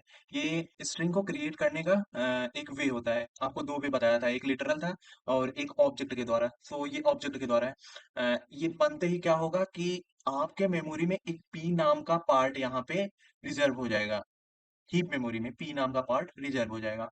लेकिन जैसे ही आप p में कुछ चेंज करेंगे या फिर p डॉट अपेंड करेंगे, कुछ भी p में ऐड करेंगे, वैसे p रेफरेंस छोड़ करके एक नया यहाँ पे ऑब्जेक्ट क्रिएट हो जाएगा। p का ही एक नया ऑब्जेक्ट क्रिएट हो जाएगा और ये क्या करेगा, ये नल को पॉइंट करने लगेगा। और आपसे बताया था कि यहाँ जावा में जो है एक गार्बेज कलेक्टर नाम की चीज होती है। वो गार्बेज कलेक्टर देखेगा जब ये नल को पॉइंट कर रहा है ऑब्जेक्ट, तो इसे क्या करेगा, रिमूव कर देगा यहाँ से। सो बेसिकली मेमोरी कंज्यूम तो स्टार्टिंग में होगी ही होगी। सो ये जो अपडेशन होता है स्ट्रिंग में, अगर आप करते हैं तो बार बार आपका ऑब्जेक्ट क्रिएट होगा। फिर अगर आप अपडेट किए हैं तो फिर से ऑब्जेक्ट क्रिएट होगा। ये ऑब्जेक्ट क्रिएट ना हो इसके लिए दो और स्ट्रिंग बिल्डिंग का मेथड आता है। पहला होता है स्ट्रिंग बफर बफर और दूसरा होता है यूजिंग स्ट्रिंग बिल्डर। वो आपके कोर्स में है नहीं तो वो नहीं पढ़ेंगे। अब सब कंपोनेंट स्ट्रिंग में होते हैं लाइक डबल इक्वल टू, ये मेमोरी का रेफरेंस चेक करता है, एंड डॉट इक्वल टू ये मेमोरी ये कंटेंट को बस चेक करता है इक्वल है या नहीं है दो स्ट्रिंग के। क्लास तो देख लिए थे। A class is blueprint for creating object. आपको ये क्लास पहले ही बता दिया था, क्लास हो गए। फिर उसके बाद ऑब्जेक्ट भी बता ही दिया था, an object is instance of A class. Object जो होता है वो रियल वैल्यू होता है और रियल यही ऑब्जेक्ट ही मेमोरी में आपका स्पेस लेता है। क्लास आपकी मेमोरी में स्पेस नहीं लेती है। ये हो गया। अब इनहेरिटेंस देखते हैं। फोर पिलर आप पढ़ेंगे, फोर में से पहला आपका इनहेरिटेंस है। Inheritance allow a class to acquire property and method of another class. Means inheritance जो होता है उसमें एक क्लास की प्रॉपर्टी दूसरे क्लास में इनहेरिट हो जाती है। लाइक जैसे आप हो, आप में आपके पापा की प्रॉपर्टी इनहेरिट है। सेम वैसे ही आप एक क्लास में कुछ प्रॉपर्टी मेथड डिफाइन करेंगे, अगर उसको आप चाहें तो दूसरी क्लास में उसी प्रॉपर्टी एंड मेथड को डिफाइन कर सकते हैं। सो हमने यहाँ पे एक पैकेज बनाया है इनहेरिटेंस के नाम से, उसके अंदर एक क्लास बनाया है। क्लास में हम लोग डिफाइन करें पी एस पी एम। अब हम एक अपने से क्लास बनाते हैं जो इनहेरिट करेगी दूसरी क्लास को। क्लास साम, साम एंड साम की कुछ प्रॉपर्टी डिफाइन कर देते हैं। लाइक इसमें एक मेथड बनाते हैं, public void run and S out this is साम। अब एक अपने से और क्लास बनाते हैं जो साम की प्रॉपर्टी को इनहेरिट करेगी। सो क्लास लाम। इनहेरिटेंस जो होता है वो एक्सटेंड कीवर्ड से इनहेरिट किया जाता है अगले क्लास की प्रॉपर्टी को। सो यहाँ पे एक्सटेंड लगाना पड़ेगा, एक्सटेंड साम। अब यहाँ पे हम साम की हर एक एक प्रॉपर्टी वैल्यू को राम क्लास में एक्सेस कर सकते हैं। एंड आपको पता होगा जो क्लास बनती है वो पहला लेटर कैपिटल होता है। सो यहाँ पे एक और मेथड बनाते हैं, पब्लिक वॉइड ऐसा दिस इज राम। या अब अगर हम चाहें राम नाम का फॉल एक ऑब्जेक्ट बनाकर शाम की प्रॉपर्टी राम में एक्सेस कर सकते हैं। लाइक इधर एक ऑब्जेक्ट बनाते हैं राम का, Ram OBJ is equal to new Ram. अब पहले राम की खुद की प्रॉपर्टी को एक्सेस करते हैं, राम के मेथड खुद के मेथड को एक्सेस करते हैं, OBJ dot B, this is Ram, print हो गया ना। अब अगर हम चाहें राम के अलावा शाम का भी मेथड प्रिंट करवा सकते हैं, देखो कैसे, ओबीजे डॉट शाम, रन रन मेथड है ना शाम का, शाम का भी मेथड यहाँ पे प्रिंट होगा। आप देखें हमें, पहले दिस इज राम आएगा, फिर दिस इज शाम आएगा, दिस इज राम, उसके बाद दिस इज शाम। ये होता है आपका इनहेरिटेंस। अब वहाँ अब वहाँ पे दिया गया था सिलेबस में सुपर क्लास एंड सब class. Super class parent class को कहते हैं, एंड सब क्लास जो इनहेरिट करता है प्रॉपर्टी को फादर की, मान लो तुम्हारे में। सो आप सब क्लास हो, यहाँ पे ये सब क्लास है और ये सुपर क्लास है और बेस क्लास इसे कहते हैं।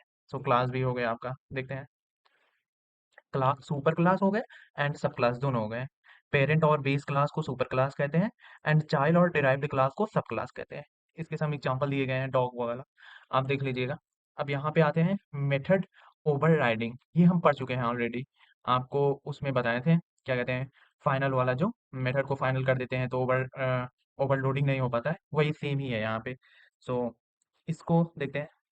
Overriding occur when a subclass provides its own specific implementation of a method already defined to the superclass।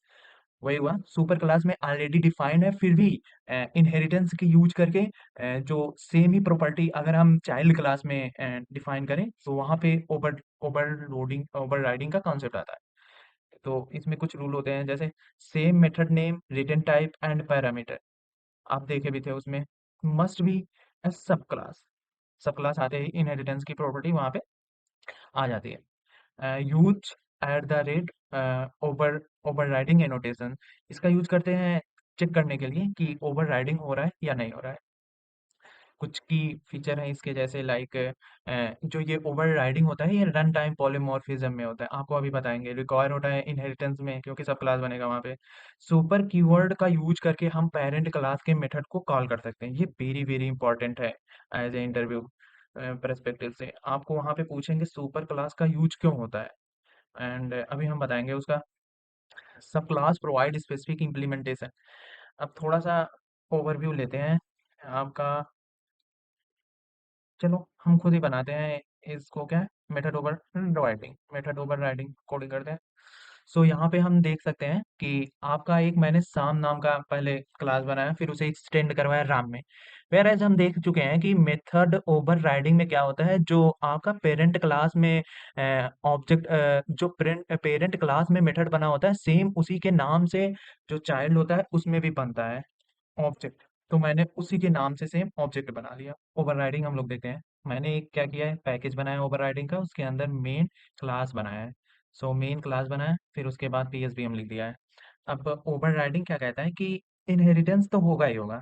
सो हम लोग समझ गए कि एक क्लास बनेगा, एक सुपर क्लास बनेगा, एक सब क्लास बनेगा। फिर क्या कहता है उसमें, विद द सेम नेम के मेथड रहेंगे दोनों के अंदर, एंड सेम पैरामीटर रहेगा एंड सेम रिटर्न टाइप रहेगा। सो बनाते हैं हम लोग क्लास राम पब्लिक।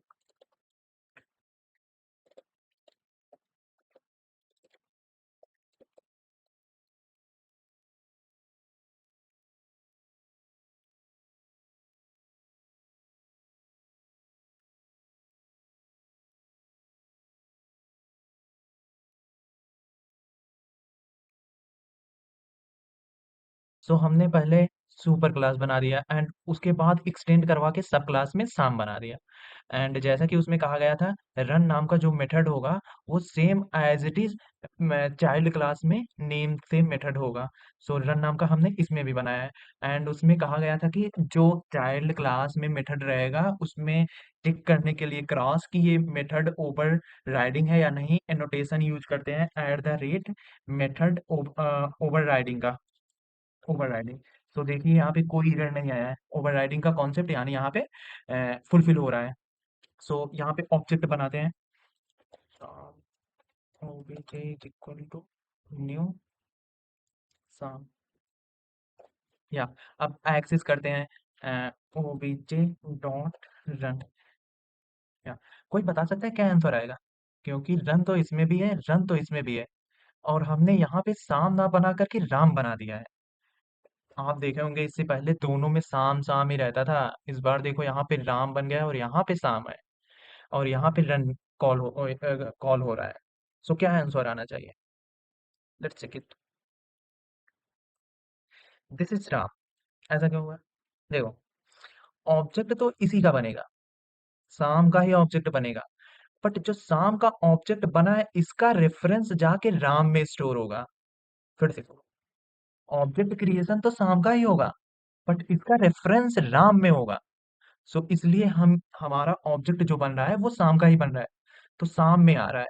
उसके बाद रन मेथड खोज रहा है इसके अंदर, so this is Ram print हो जा रहा है।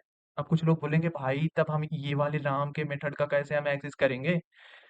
ये राम नहीं है, यहाँ पे साम करना चाहिए था मुझे, साम। तो यहाँ पे हम कैसे प्रिंट करेंगे ये रन मेथड को?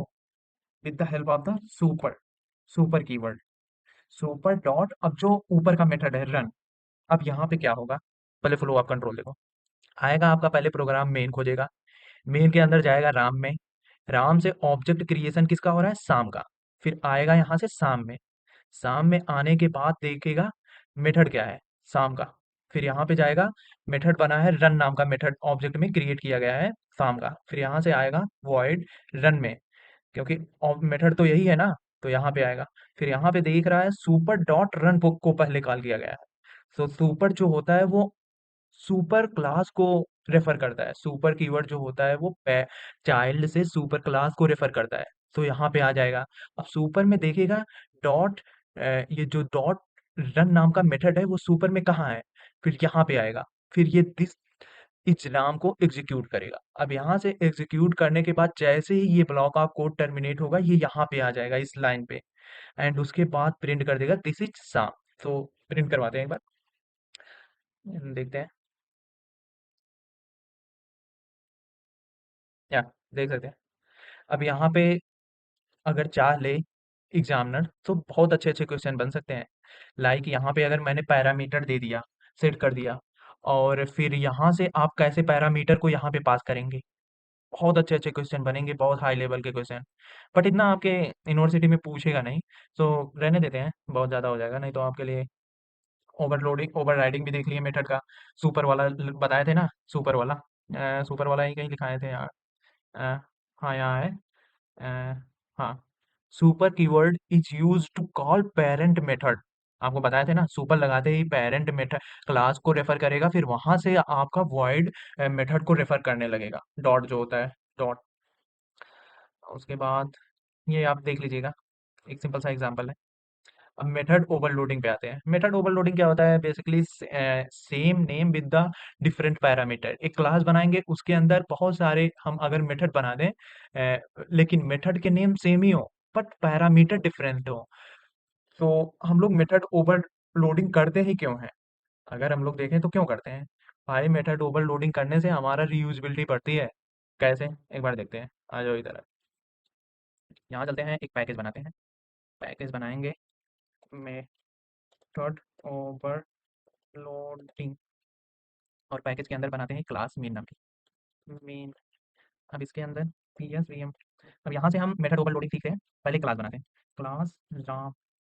अब राम के अंदर हम बहुत सारे सेम नाम के मेथड को डिक्लेयर करेंगे, like void public void A, ऐसा, hello public void A, string A, ऐसा,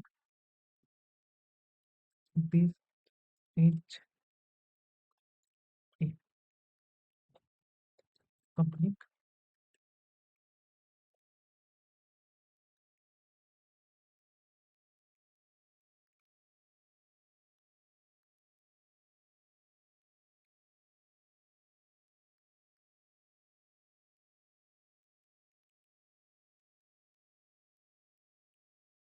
सो देख सकते हैं जैसा कि हम मैं बोला था, पहले एक क्लास होगा, इनसाइड क्लास मल्टीपल मेथड बनेंगे with the same name but different parameter. So पहले मैंने यहाँ पे कोई पैरामीटर नहीं दिया, दूसरी बार मैंने स्ट्रिंग पैरामीटर दिया, फिर तीसरी बार स्ट्रिंग और इंटीजर पैरामीटर दिया है। सो राम का ऑब्जेक्ट बना के एक एक को एक्सेस करते हैं। Dot A, so OBJ dot A जब हम करेंगे तो हेलो प्रिंट होगा। एंड जैसे ही हम यहाँ पे ओबीजे डॉट ए और ए के अंदर मैं पैरामीटर कुछ पास करूंगा, तैसे ही ये मेथड कॉल होने लगेगा। देख रहे हो, इससे क्या होती है, रीयूजेबिलिटी बढ़ती है कोड की। इससे क्या होती है, कोड की रीयूजेबिलिटी बढ़ती है। लाइक इसे हम पहले एक बार एग्जीक्यूट करवाते हैं।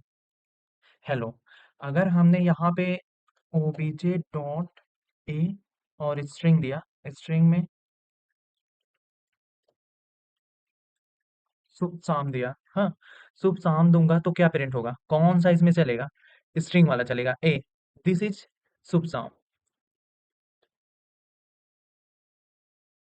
ये तो चला ही, जिसमें नॉन पैरामीटर है, प्लस शुभ शाम भी चला। अगर मैं शुभ शाम के साथ ही एक इंटीजर वैल्यू दे दूंगा तो थर्ड हमारा मेथड चलेगा, ओबीजे डॉट ए। एंड इसमें मैं दे रहा हूँ शुभ कामा, उसके बाद लाइक ट्वेल्थ, ट्वेल्थ दे दिया। अब इसे रन करूंगा तो वो वाला भी मेथड चलने लगेगा, लास्ट वाला मेथड वो भी चलने लगेगा। सो ये हो गया आपका मेथड ओवरलोडिंग। अब आगे आते हैं। सो मेथड ओवरलोडिंग मैंने बता ही दिया है। ये क्या होता है, ये कंपाइल टाइम पॉलीमॉर्फिज्म होता है। अभी आपको पॉलीमॉर्फिज्म बताऊंगा, सो उसमें देख लीजिएगा। ये हो गया। बाकी ये थ्योरी है, जो भी है सब मैंने बता दिया है। Must have different parameter, name हो गया, ऑर्डर हो गया, लिस्ट हो, ऑर्डर हो गया, ये सब बता दिया। लेटर टाइम में नॉट भी सेम, सेम भी हो सकते हैं, नहीं भी हो सकते हैं। और ओवरलोडिंग के लिए होती है जो वो सेम क्लास में होती है। यहाँ ये मेन है, मेन पॉइंट है। ओवरलोडिंग जो होती है वो सेम क्लास में होती है, ओवरराइडिंग जो होती है वो डिफरेंट क्लास में होती है। इनहेरिटेंस उसके लिए मैंडेटरी होता है। बाकी एक एग्जांपल यहाँ पे दिया गया है। इंट, इसमें देखो जैसे वही हुआ कि इसमें ऐड नाम का एक मेथड बना है, उसमें इंट ए और इंट बी दो पैरामीटर दे दिए गए हैं, दोनों को सम कर दिया गया है। फिर वही डाटा टाइप यहाँ पे चेंज करके डबल कर दिया गया है। फिर यहाँ पे वही पैरामीटर को तीन तीन पैरामीटर में चेंज कर दिया गया है और डिफरेंट डिफरेंट वैल्यू पास किए जा रहे हैं। अब दूसरा पिलर है इनकैप्सुलेशन। सो इनकैप्सुलेशन क्या होता है, in Java, encapsulation is a concept to wrapping data and method into a single unit। वो यूनिट क्या है, क्लास है। And restricting direct access to data. देखते हैं इसे थोड़ा सा, क्या होता है इसमें। इसमें क्या होता है कि आप एक क्लास बनाएंगे, क्लास के अंदर आप एक वेरिएबल डिफाइन करते हैं नॉर्मली, और वेरिएबल मेथड भी, सब मेथड भी डिफाइन कर सकते हैं। और क्लास का ऑब्जेक्ट बना के हम वेरिएबल प्लस मेथड दोनों को एक्सेस कर सकते हैं। बट इनकैप्सुलेशन में क्या होता है कि आप ना तो मेथड को और ना ही वेरिएबल को डायरेक्ट आप एक्सेस ही नहीं कर सकते। सो इससे क्या होता है, इससे आपकी जो सिक्योरिटी होती है वो बढ़ जाती है। डाटा हाइडिंग होता है, सिक्योरिटी बढ़ जाती है। फीचर देख लो, डाटा हाइडिंग होता है, कंट्रोल एक्सेस होता है, इम्प्रूवमेंट होती है सिक्योरिटी की, और रीयूजेबिलिटी होती है। अभी हम इस पे कोड भी करेंगे। और जैसे ही इनकैप्सुलेशन की बात आए, मन में दो कॉन्सेप्ट आप याद कर लीजिएगा, गेटर एंड सेटर। सेटर जो होता है वो सेट करता है वैल्यू को, और गेटर होता है वो गेट करता है वैल्यू को, मीन से आउटपुट देता है वैल्यू को। सो इसका कोड देखते हैं पहले।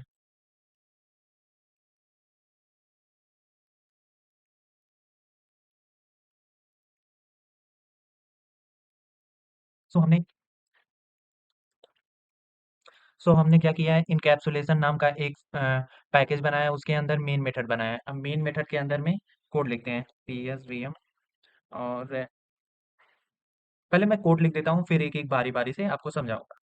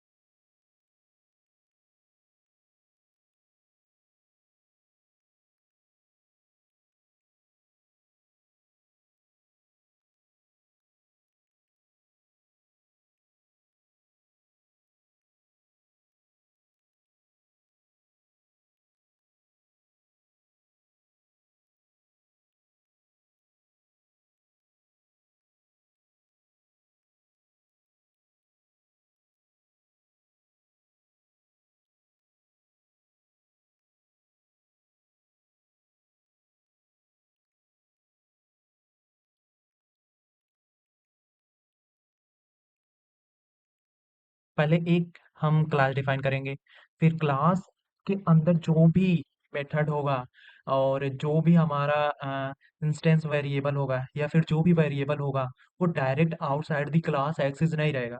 यानी डाटा एंड मेथड दोनों हाइड होंगे, इनकैप्सुलेट होंगे, एक दूसरे के अंदर बाइंड होंगे। किस में बाइंड होंगे? क्लास के इनसाइड में एक दूसरे में बाइंडिंग रहेंगे। सो यहाँ पे अगर मैं देखूं, आईडी आईडी प्राइवेट है, यानी आईडी को इनसाइड साम कोई भी एक्सेस नहीं कर सकता। लाइक यहाँ पे अगर मैंने आईडी को एक्सेस करना चाहूँ ओबीजे डॉट आईडी डायरेक्ट, तो नहीं एक्सेस होगा। क्यों नहीं? क्योंकि वो प्राइवेट है। यहाँ पे दे रहा है ID has private access in encapsulation dot sum, इसलिए आईडी प्राइवेट है तो वो इनसाइड क्लास ही एक्सेस होगा, आउटसाइड द क्लास नहीं एक्सेस होगा। सो यहाँ पे क्या हो गया, आपका एक तरीके से सिक्योरिटी प्रोवाइड हो गई आईडी पे। सो आईडी यहाँ पे नहीं एक्सेस हो पाएगा, ना तो नेम एक्सेस हो पाएगा। सो हम लोग इसे सेट करने के लिए क्या करते हैं, सेटर एंड गेटर बनाते हैं। सेटर से क्या होगा, ये आईडी की वैल्यू इनिशियलाइज होगी, एंड गेटर से क्या होगा, यहाँ पे आपको लिखना चाहिए था setter and get ID. Get ID वैसे आप कुछ भी लिख सकते हैं, बट इजी के लिए आपको गेट ही प्रिफर करना चाहिए। सो हम गेट आईडी ही लिखते हैं। यहाँ पे हो जाएगा गेट आईडी और यहाँ पे हो जाएगा गेट नेम। नेम या सो सेटर को इसलिए यूज करते हैं क्योंकि आईडी को इनिशियलाइज करते हैं सेटल के यूज से, एंड गेटर की इसलिए यूज करते हैं क्योंकि आईडी को रिटर्न करवाते हैं। सो पहले फ्लो ऑफ कंट्रोल देखते हैं। पहले क्या होगा, जेवीएम आपका जैसे ही एग्जीक्यूट होगा मेन क्लास में आ करके मेन मेथड को देखेगा। मेन मेथड में आते ही साम नाम के ऑब्जेक्ट के पास जाएगा, ऑब्जेक्ट क्रिएट हुआ है तो साम क्लास के पास जाएगा। उसके बाद जैसे ही ऑब्जेक्ट क्रिएशन हो गया, ऑब्जेक्ट डॉट साम सेट आईडी नाम का एक मेथड है जिसमें 10 पास किया गया है, उसके पास जाएगा। तो set ID sorry object dot set ID नाम का एक मेथड है जिसमें 10 पास किया गया है, उसके पास जाएगा। तो सेट आईडी नाम का एक यहाँ पे मेथड है, इसमें 10 पास किया गया है, वहां से।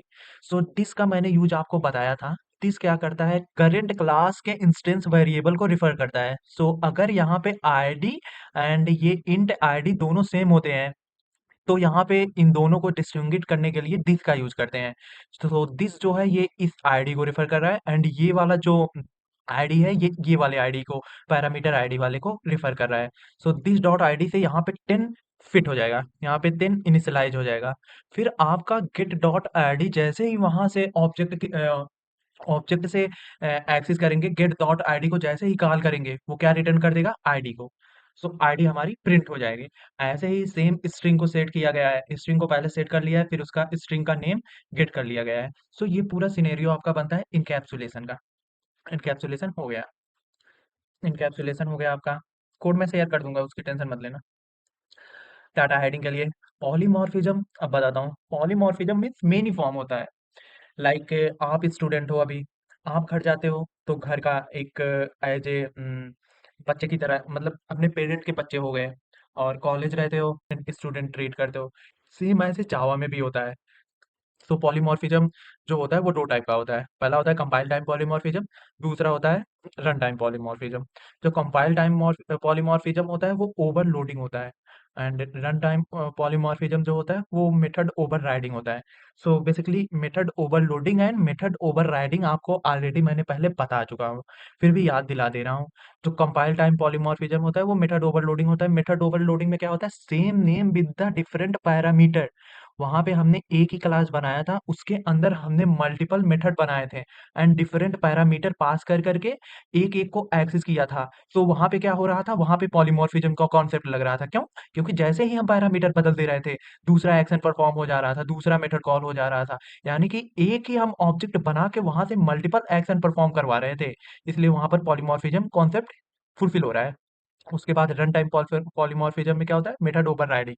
अब मेथड ओवरराइडिंग में आपको बताया था, वहां पे चाइल्ड, पेरेंट और चाइल्ड कॉन्सेप्ट आता है। फिर उसके बाद पेरेंट और क्लास में same method name, same return type and same parameter रहने चाहिए। और ओवरराइडिंग को चेक करने के लिए एनोटेशन का यूज होता है ओवरराइडिंग का। सो ये कॉन्सेप्ट आपका पहले से ही बता दिया गया है, क्लियर रहना चाहिए। अब आ गया आपका व्हाट इज एब्स्ट्रैक्शन। एब्स्ट्रैक्शन क्या होता है? Abstraction means hiding the internal implementation and showing only the essential feature to the user. अब इसका मतलब क्या है? मतलब आप जैसे यहाँ पे एग्जांपल लो, यू आप एक फ़ोन यूज़ करते हैं, बट आपको कुछ नहीं पता रहता है इंटरनल स्ट्रक्चरिंग का फ़ोन का, कैसे क्या वर्किंग हो रहा है, कैसे डाटा को सेंड किया जा रहा है, कैसे एचटीटीपी, यूडीपी का वहाँ पे कॉन्सेप्ट आ रहा है, कैसे राउटिंग वगैरह का कॉन्सेप्ट आता है, आपको कुछ नहीं पता है, बस आप यूज़ कर रहे हैं। सो उसी तरह से एब्स्ट्रैक्शन जावा में से 4 पिलर में से एक है, जो अननेसेसरी जो वर्किंग है उसे हाइड कर लेता है। इससे क्या होता है? सिक्योरिटी मेंटेन होती है, सिंपलिसिटी होती है, फ्लेक्सिबिलिटी होती है। अब अब्स्ट्रैक्शन जो होता है वो 2 टाइप का होता है।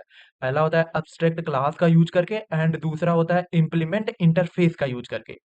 सो जो अब कुछ लोग पूछेंगे, जब अब्स्ट्रैक्शन क्लास था तो इम्प्लीमेंट इंटरफ़ेस क्यों लाना पड़ा? जो अब्स्ट्रैक्शन क्लास है ना, ये 100% इसमें डाटा को हम हाइडिंग नहीं कर पा रहे थे। जो इसमें 100% डाटा हाइडिंग नहीं होती थी, इसलिए हम लोग इंटरफ़ेस का यूज़ करने लगे। इसलिए इंटरफ़ेस है, ये क्या करता है? फुल्ली अब्स्ट्रैक्ट बनाता है डाटा को। देखते हैं थोड़ा-सा। अब थोड़ा-सा इम्पोर्टेंट पॉइंट इसमें से पढ़ते हैं। जो एब्स्ट्रैक्ट क्लास होता है वो अचीव होता है 2 टाइप का, एब्स्ट्रैक्ट क्लास हो गया, इंटरफ़ेस। इंटरफ़ेस से 100% अचीव होता है। एडवांटेज जो होता है वो सिक्योरिटी होता है, एनहांसमेंट के लिए होता है। सिंटैक्स क्या होता है? एब्स्ट्रैक्ट लिखेंगे, फिर क्लास डिफाइन करेंगे, फिर उसके बाद इसके अंदर एब्स्ट्रैक्ट क्लास के अंदर एब्स्ट्रैक्ट मेथड ही रहेगा बस। हाँ, पर यहाँ पे एक अलाउ हो जाता है कि आप नॉन एब्स्ट्रैक्ट मेथड भी लिख सकते हैं। इसीलिए बेसिकली इसीलिए आपका जो अब्स्ट्रैक्ट क्लास है ना, 100% हाइडिंग नहीं कर पाता है डाटा की, क्योंकि वहाँ पे नॉर्मल मेथड भी लिखा जा सकता है और नॉर्मल मेथड को एक्सेस भी किया जा सकता है। सो यहाँ पे देखते हैं, we can't create object of an abstract class, या सो यहाँ पे अगर हम चाहें ए का ऑब्जेक्ट क्रिएट करने को तो नहीं कर पाएंगे। इट मे और may not content non abstract method. जैसा कि मैं बताया ही था, अब्स्ट्रैक्ट क्लास के अंदर अब्स्ट्रैक्ट मेथड ही रहना चाहिए। बट जो ये अब्स्ट्रैक्ट होता है, इसमें क्या होता है कि एक मान लो फ्रीडम मिल जाती है कि आप नॉन अब्स्ट्रैक्ट मेथड को भी यहाँ पे अलाउ कर सकते हो। It can have abstract and not, ये भी हो चुका है। To use an abstract class you need to inherit its from sub class. इसमें इनहेरिट करना ही पड़ता है, क्योंकि इसका यूज करें, इसका ऑब्जेक्ट तो क्रिएट, जैसे मैं फिर से बताता हूँ, इसका ऑब्जेक्ट तो आप क्रिएट ही नहीं कर पाएंगे। सो यूज कैसे करेंगे? इसका यूज करेंगे हम इनहेरिट करके। इनहेरिटेंस का जो कॉन्सेप्ट लगता है यहाँ पे लगा के, इसके ऑब्जेक्ट को वहां पे ओवरराइड करके यूज करेंगे। देख रहे हैं आप? आपको अगर वहां पे इनकैप्सुलेशन नहीं आएगा पहले, तो ये आप कर ही नहीं सकते। एक दूसरे से इंटरलिंक है, आप कंफ्यूज हो जाएंगे पूरी तरह से। If a class content a partial implementation, then we should create a class as a abstract. You can create an abstract method. Abstract method हो गया। ऑब्स्ट्रैक्ट मेथड देख लेते हैं। A method which contain abstract modifier at the time of declaration is called abstract method. अब हम थोड़ा सा इसमें अभी कोडिंग करेंगे, तो पहले देख लेते हैं क्या क्या है। Note, it only B use in abstract class, it doesn't contain any body like इसके अंदर, and always use end with the semicolon. Abstract method must be overridden to the subclass, otherwise it will also become an abstract class. ये भी important point है, पर ये सब आपको जानने के लिए वैसे ज़रूरत है नहीं, ये सब हाई लेवल पे चला जाता है। आप बस यूनिवर्सिटी के लिए वो जितना ऊपर बताया गया है उतना ही पढ़िएगा। बाकी इसका थोड़ा सा कोडिंग करते हैं।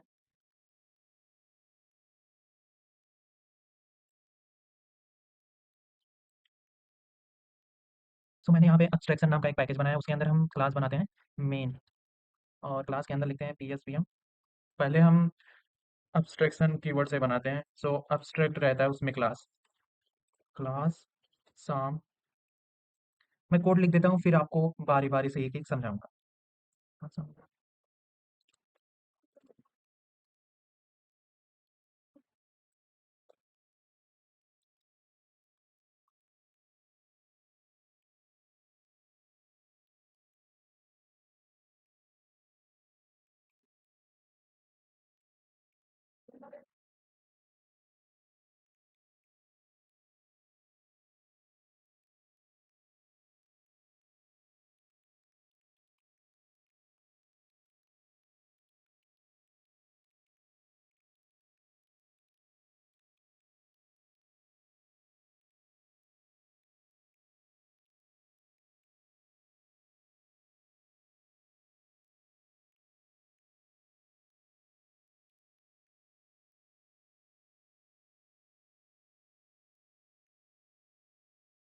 सो फ्लो ऑफ स्ट्रक्चर देखते हैं पहले। हमने क्या पढ़ा था? अब्स्ट्रैक्शन मीन्स डाटा को हाइड करना होता है। और हम देखे थे कि अब्स्ट्रैक्शन का यूज जब होता है तो क्लास भी अब्स्ट्रैक्ट हो जाता है एंड मेथड भी अब्स्ट्रैक्ट रहता है, बट अब्स्ट्रैक्ट क्लास के अंदर हम अब्स्ट्रैक्ट मेथड यूज करते हैं, but we are also use non abstract method. So हम अब्स्ट्रैक्ट क्लास बनाए, फिर उसके अंदर अब्स्ट्रैक्ट मेथड को तो यूज कर ही रहे हैं, बट उसके अलावा हम लोग नॉन अब्स्ट्रैक्ट मेथड भी यूज कर रहे हैं। यही कारण था कि हम इससे 100% एब्स्ट्रैक्शन नहीं अचीव कर पा रहे थे, इसलिए हमारा इंटरफ़ेस वाला कॉन्सेप्ट आया था। एंड जो हम ये भी पढ़े थे एब्स्ट्रैक्शन मेथड में क्या कहते हैं, मेथड की डेफिनीशन नहीं आती है। लाइक अगर हम यहाँ पैरेंथेसिस दें तो यहाँ पे आपको एरर दिखाएगा, क्या कहेगा? Abstract method can't have a body, body इसकी नहीं होती, आप इसकी डेफिनीशन नहीं दे सकते, बस डिक्लेयर करके छोड़ देंगे। एंड आप देखे थे उस एब्स्ट्रैक्ट वाले में क्लास को ज़रूर इनहेरिट करेगा अदर क्लास, एंड जो एब्स्ट्रैक्ट मेथड रहेगा उसे ओवरराइड करेगा अदर क्लास। यहाँ पे हमने ओवरराइड भी करवाया है इसलिए ए को। और प्रिंट करवाएंगे तो पहले फ्लो ऑफ कंट्रोल देखते हैं। साम नाम का ऑब्जेक्ट बना और ऑब्जेक्ट से ए मेथड को कॉल हुआ। सो ए मेथड आएगा इस वाले वेरिएबल, राम नाम का ऑब्जेक्ट बना, सॉरी, राम नाम का ऑब्जेक्ट बन के साम में रेफरेंस पास कर दिया गया ऑब्जेक्ट। फिर उसके बाद राम का जो बना है OBJ dot A, a method को खोजेगा, ए के पास आएगा, फिर ये प्रिंट हो जाएगा आपका। उसके बाद फिर क्या हो रहा है कि ओबीजे डॉट बी, बी वाले मेथड को प्रिंट करेगा, क्योंकि इनहेरिट है तो इसकी प्रॉपर्टी सब इसमें यूज हो रही है, तो बी को भी हम प्रिंट करवा सकते हैं। सो यहाँ पे बी भी प्रिंट हो गया। आप ये बात जरूर लिख के आइएगा, अब्स्ट्रैक्ट क्लास के अंदर हम abstract method plus normal method भी डिफाइन कर सकते थे, इसलिए हम अचीव नहीं कर पाते थे 100% जो है अब्स्ट्रैक्शन। सो इसलिए हमारा इंटरफेस यूज होने लगा था। अब इंटरफेस देखते हैं, थोड़ा पहले इसका कोड मैं लिख लेता हूँ, फिर इसको दिखाऊंगा।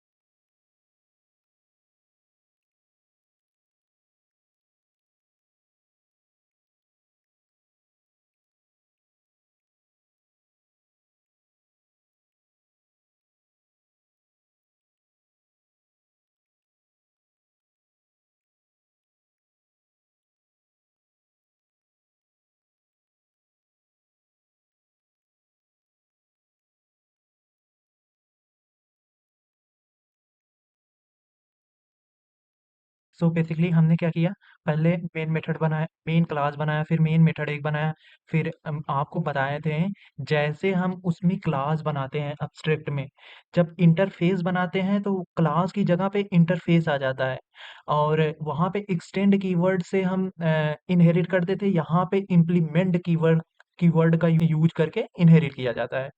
और यहाँ पे जैसे कि एब्स्ट्रैक्ट हमने नहीं लगाया है, बट इंटरफेस में बाय डिफ़ॉल्ट कोई भी मेथड आप डिक्लेयर करोगे, तो एब्स्ट्रैक्ट की तरह ही ट्रीट किया जाएगा। जैसे यहाँ पे हमने एब्स्ट्रैक्ट कीवर्ड लगाया भी है, बट कोई इस एज़ ए मैंडेटरी नहीं है कि आप लगाओ ही, लेकिन as a abstract he treat होगा।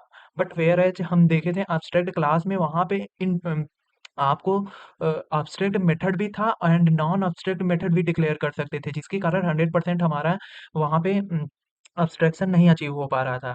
यहाँ पे हम अ, अगर अब्स्ट्रैक्ट नहीं भी डिक्लेयर कर रहे हैं मेथड को, फिर भी वो अब्स्ट्रैक्ट ही ट्रीट हो रहा है। फिर उसके बाद इम्प्लीमेंट का यूज़ करके उसे इनहेरिट कर लिए हैं साम में, फिर उसके बाद ओवरराइडिंग का सेम वैसे ही कॉन्सेप्ट लगा के फिर यहाँ पे ऑब्जेक्ट बनाए हैं साम का, क्योंकि हम जानते हैं इंटरफ़ेस और अब्स्ट्रैक्ट का हम ऑब्जेक्ट बना ही नहीं सकते। सो इसका डायरेक्ट अगर यहाँ पे हम बनाएँगे, ऑब्जेक्ट तो नहीं बनेगा। इसलिए साम का बना के और एक-एक को ओवरराइड किए हैं मेथड को, यहाँ पे देखो, बी को ओवरराइड किए हैं, सेम ऐसे सी को ओवरराइड किए हैं और सी को ओवरराइड करके यहाँ पे एक-एक को कॉल किए हैं। सो ये हमारा आउटपुट आ रहा है। सो अब आते हैं अपने सिलेबस पे। ये हमारा हो गया, और डॉग का हमने इसमें लिख रखा है, एनिमल डॉग का। आप देखेंगे तो समझ में आ जाएगा आपके। इंटरफेस बता दिया, N interface is a collection of abstract method, वही बताया था। इंटरफेस के अंदर में इंटरफेस बनाया था, तो उसके अंदर अगर हमने मेथड को नहीं भी डिक्लेयर कर रहा था एब्स्ट्रैक्ट, फिर भी वो एज ए एब्स्ट्रैक्ट यूज़ हो रही थी। और एब्स्ट्रैक्ट मेथड में आपको बताया था बॉडी नहीं होती है, बेसिकली डेफिनिशन उसके अंदर हम नहीं लिख सकते हैं। In Java interface is use to achieve 100% abstraction. यही हुआ ना, आपको पहले ही बता चुका हूँ। बाकी सब पढ़ेंगे वही जो जो मैंने बताया, सब यहाँ पर लिखा गया है, वही सेम लिखा गया है।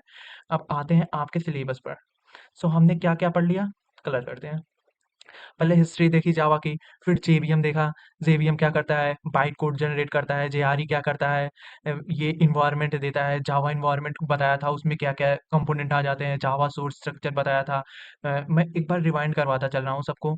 सोर्स स्ट्रक्चर में आपको बताया था पहले पैकेज नेम रहेगा, फिर उसके बाद इंपोर्ट स्टेटमेंट रहेगा, फिर क्लास रहेगा, फिर मेन मेथड रहेगा, फिर अदर आ जाते हैं। फिर उसके बाद कंपाइलेशन फंडामेंटल भी आपको बताया था। जेड के जे आर यू उसमें कॉन्सेप्ट वगैरह थे, वो सब बताया था।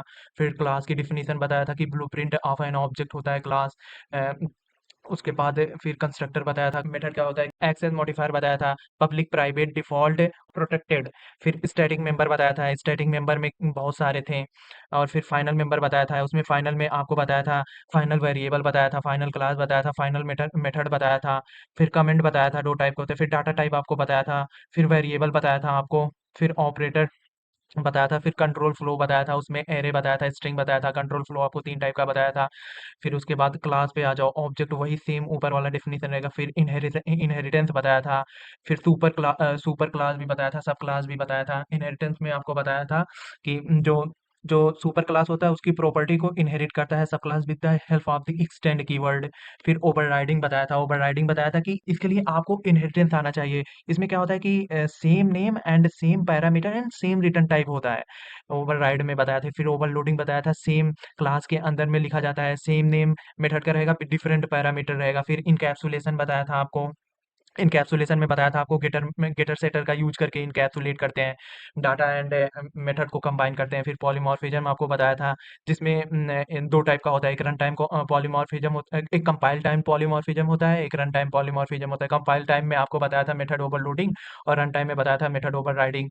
फिर उसके बाद अब्स्ट्रैक्शन हो गया। अब्स्ट्रैक्शन में आपको बताया था। एक बताया था इंटरफेस एंड एक अब्स्ट्रैक्ट क्लास यूज करके अब्स्ट्रैक्शन बताया था। अनवांटेड डाटा को हाइड करते हैं। जो इंटरफेस होता है वो 100% अचीव होता है अब्स्ट्रैक्शन। और जो अब्स्ट्रैक्ट क्लास का यूज करके बनाते हैं वो बेसिकली नहीं होता है, क्योंकि अब्स्ट्रैक्ट क्लास के इनसाइड में आपका अब्स्ट्रैक्ट मेथड तो रहता ही रहता है, बट वहाँ पे नॉर्मल मेथड भी इन्वॉल्व हो जाता है। सो बेसिकली ये पार्ट वन है। पार्ट टू अब देखेंगे, रिव्यू जैसा रहेगा उसके बेसिस पे पार्ट टू हम अपलोड करेंगे। और नोट्स आपको ग्रुप में दिए गए लिंक, व्हाट्सएप लिंक को आप ज्वाइन कर लीजिए, वहाँ पे आपको नोट्स मिल जाएगा एंड अदर टॉपिक के नोट्स भी मिल जाएंगे आपको। आपको ये जो पूरा सिलेबस है बहुत अच्छा दिया गया है एकेटीयू के द्वारा। आप अगर ये अच्छे से कर लेंगे ना तो आपका जावा कोर हो जाएगा। ओके, सो सम अप करते हैं यहीं पे। Thank you, bye.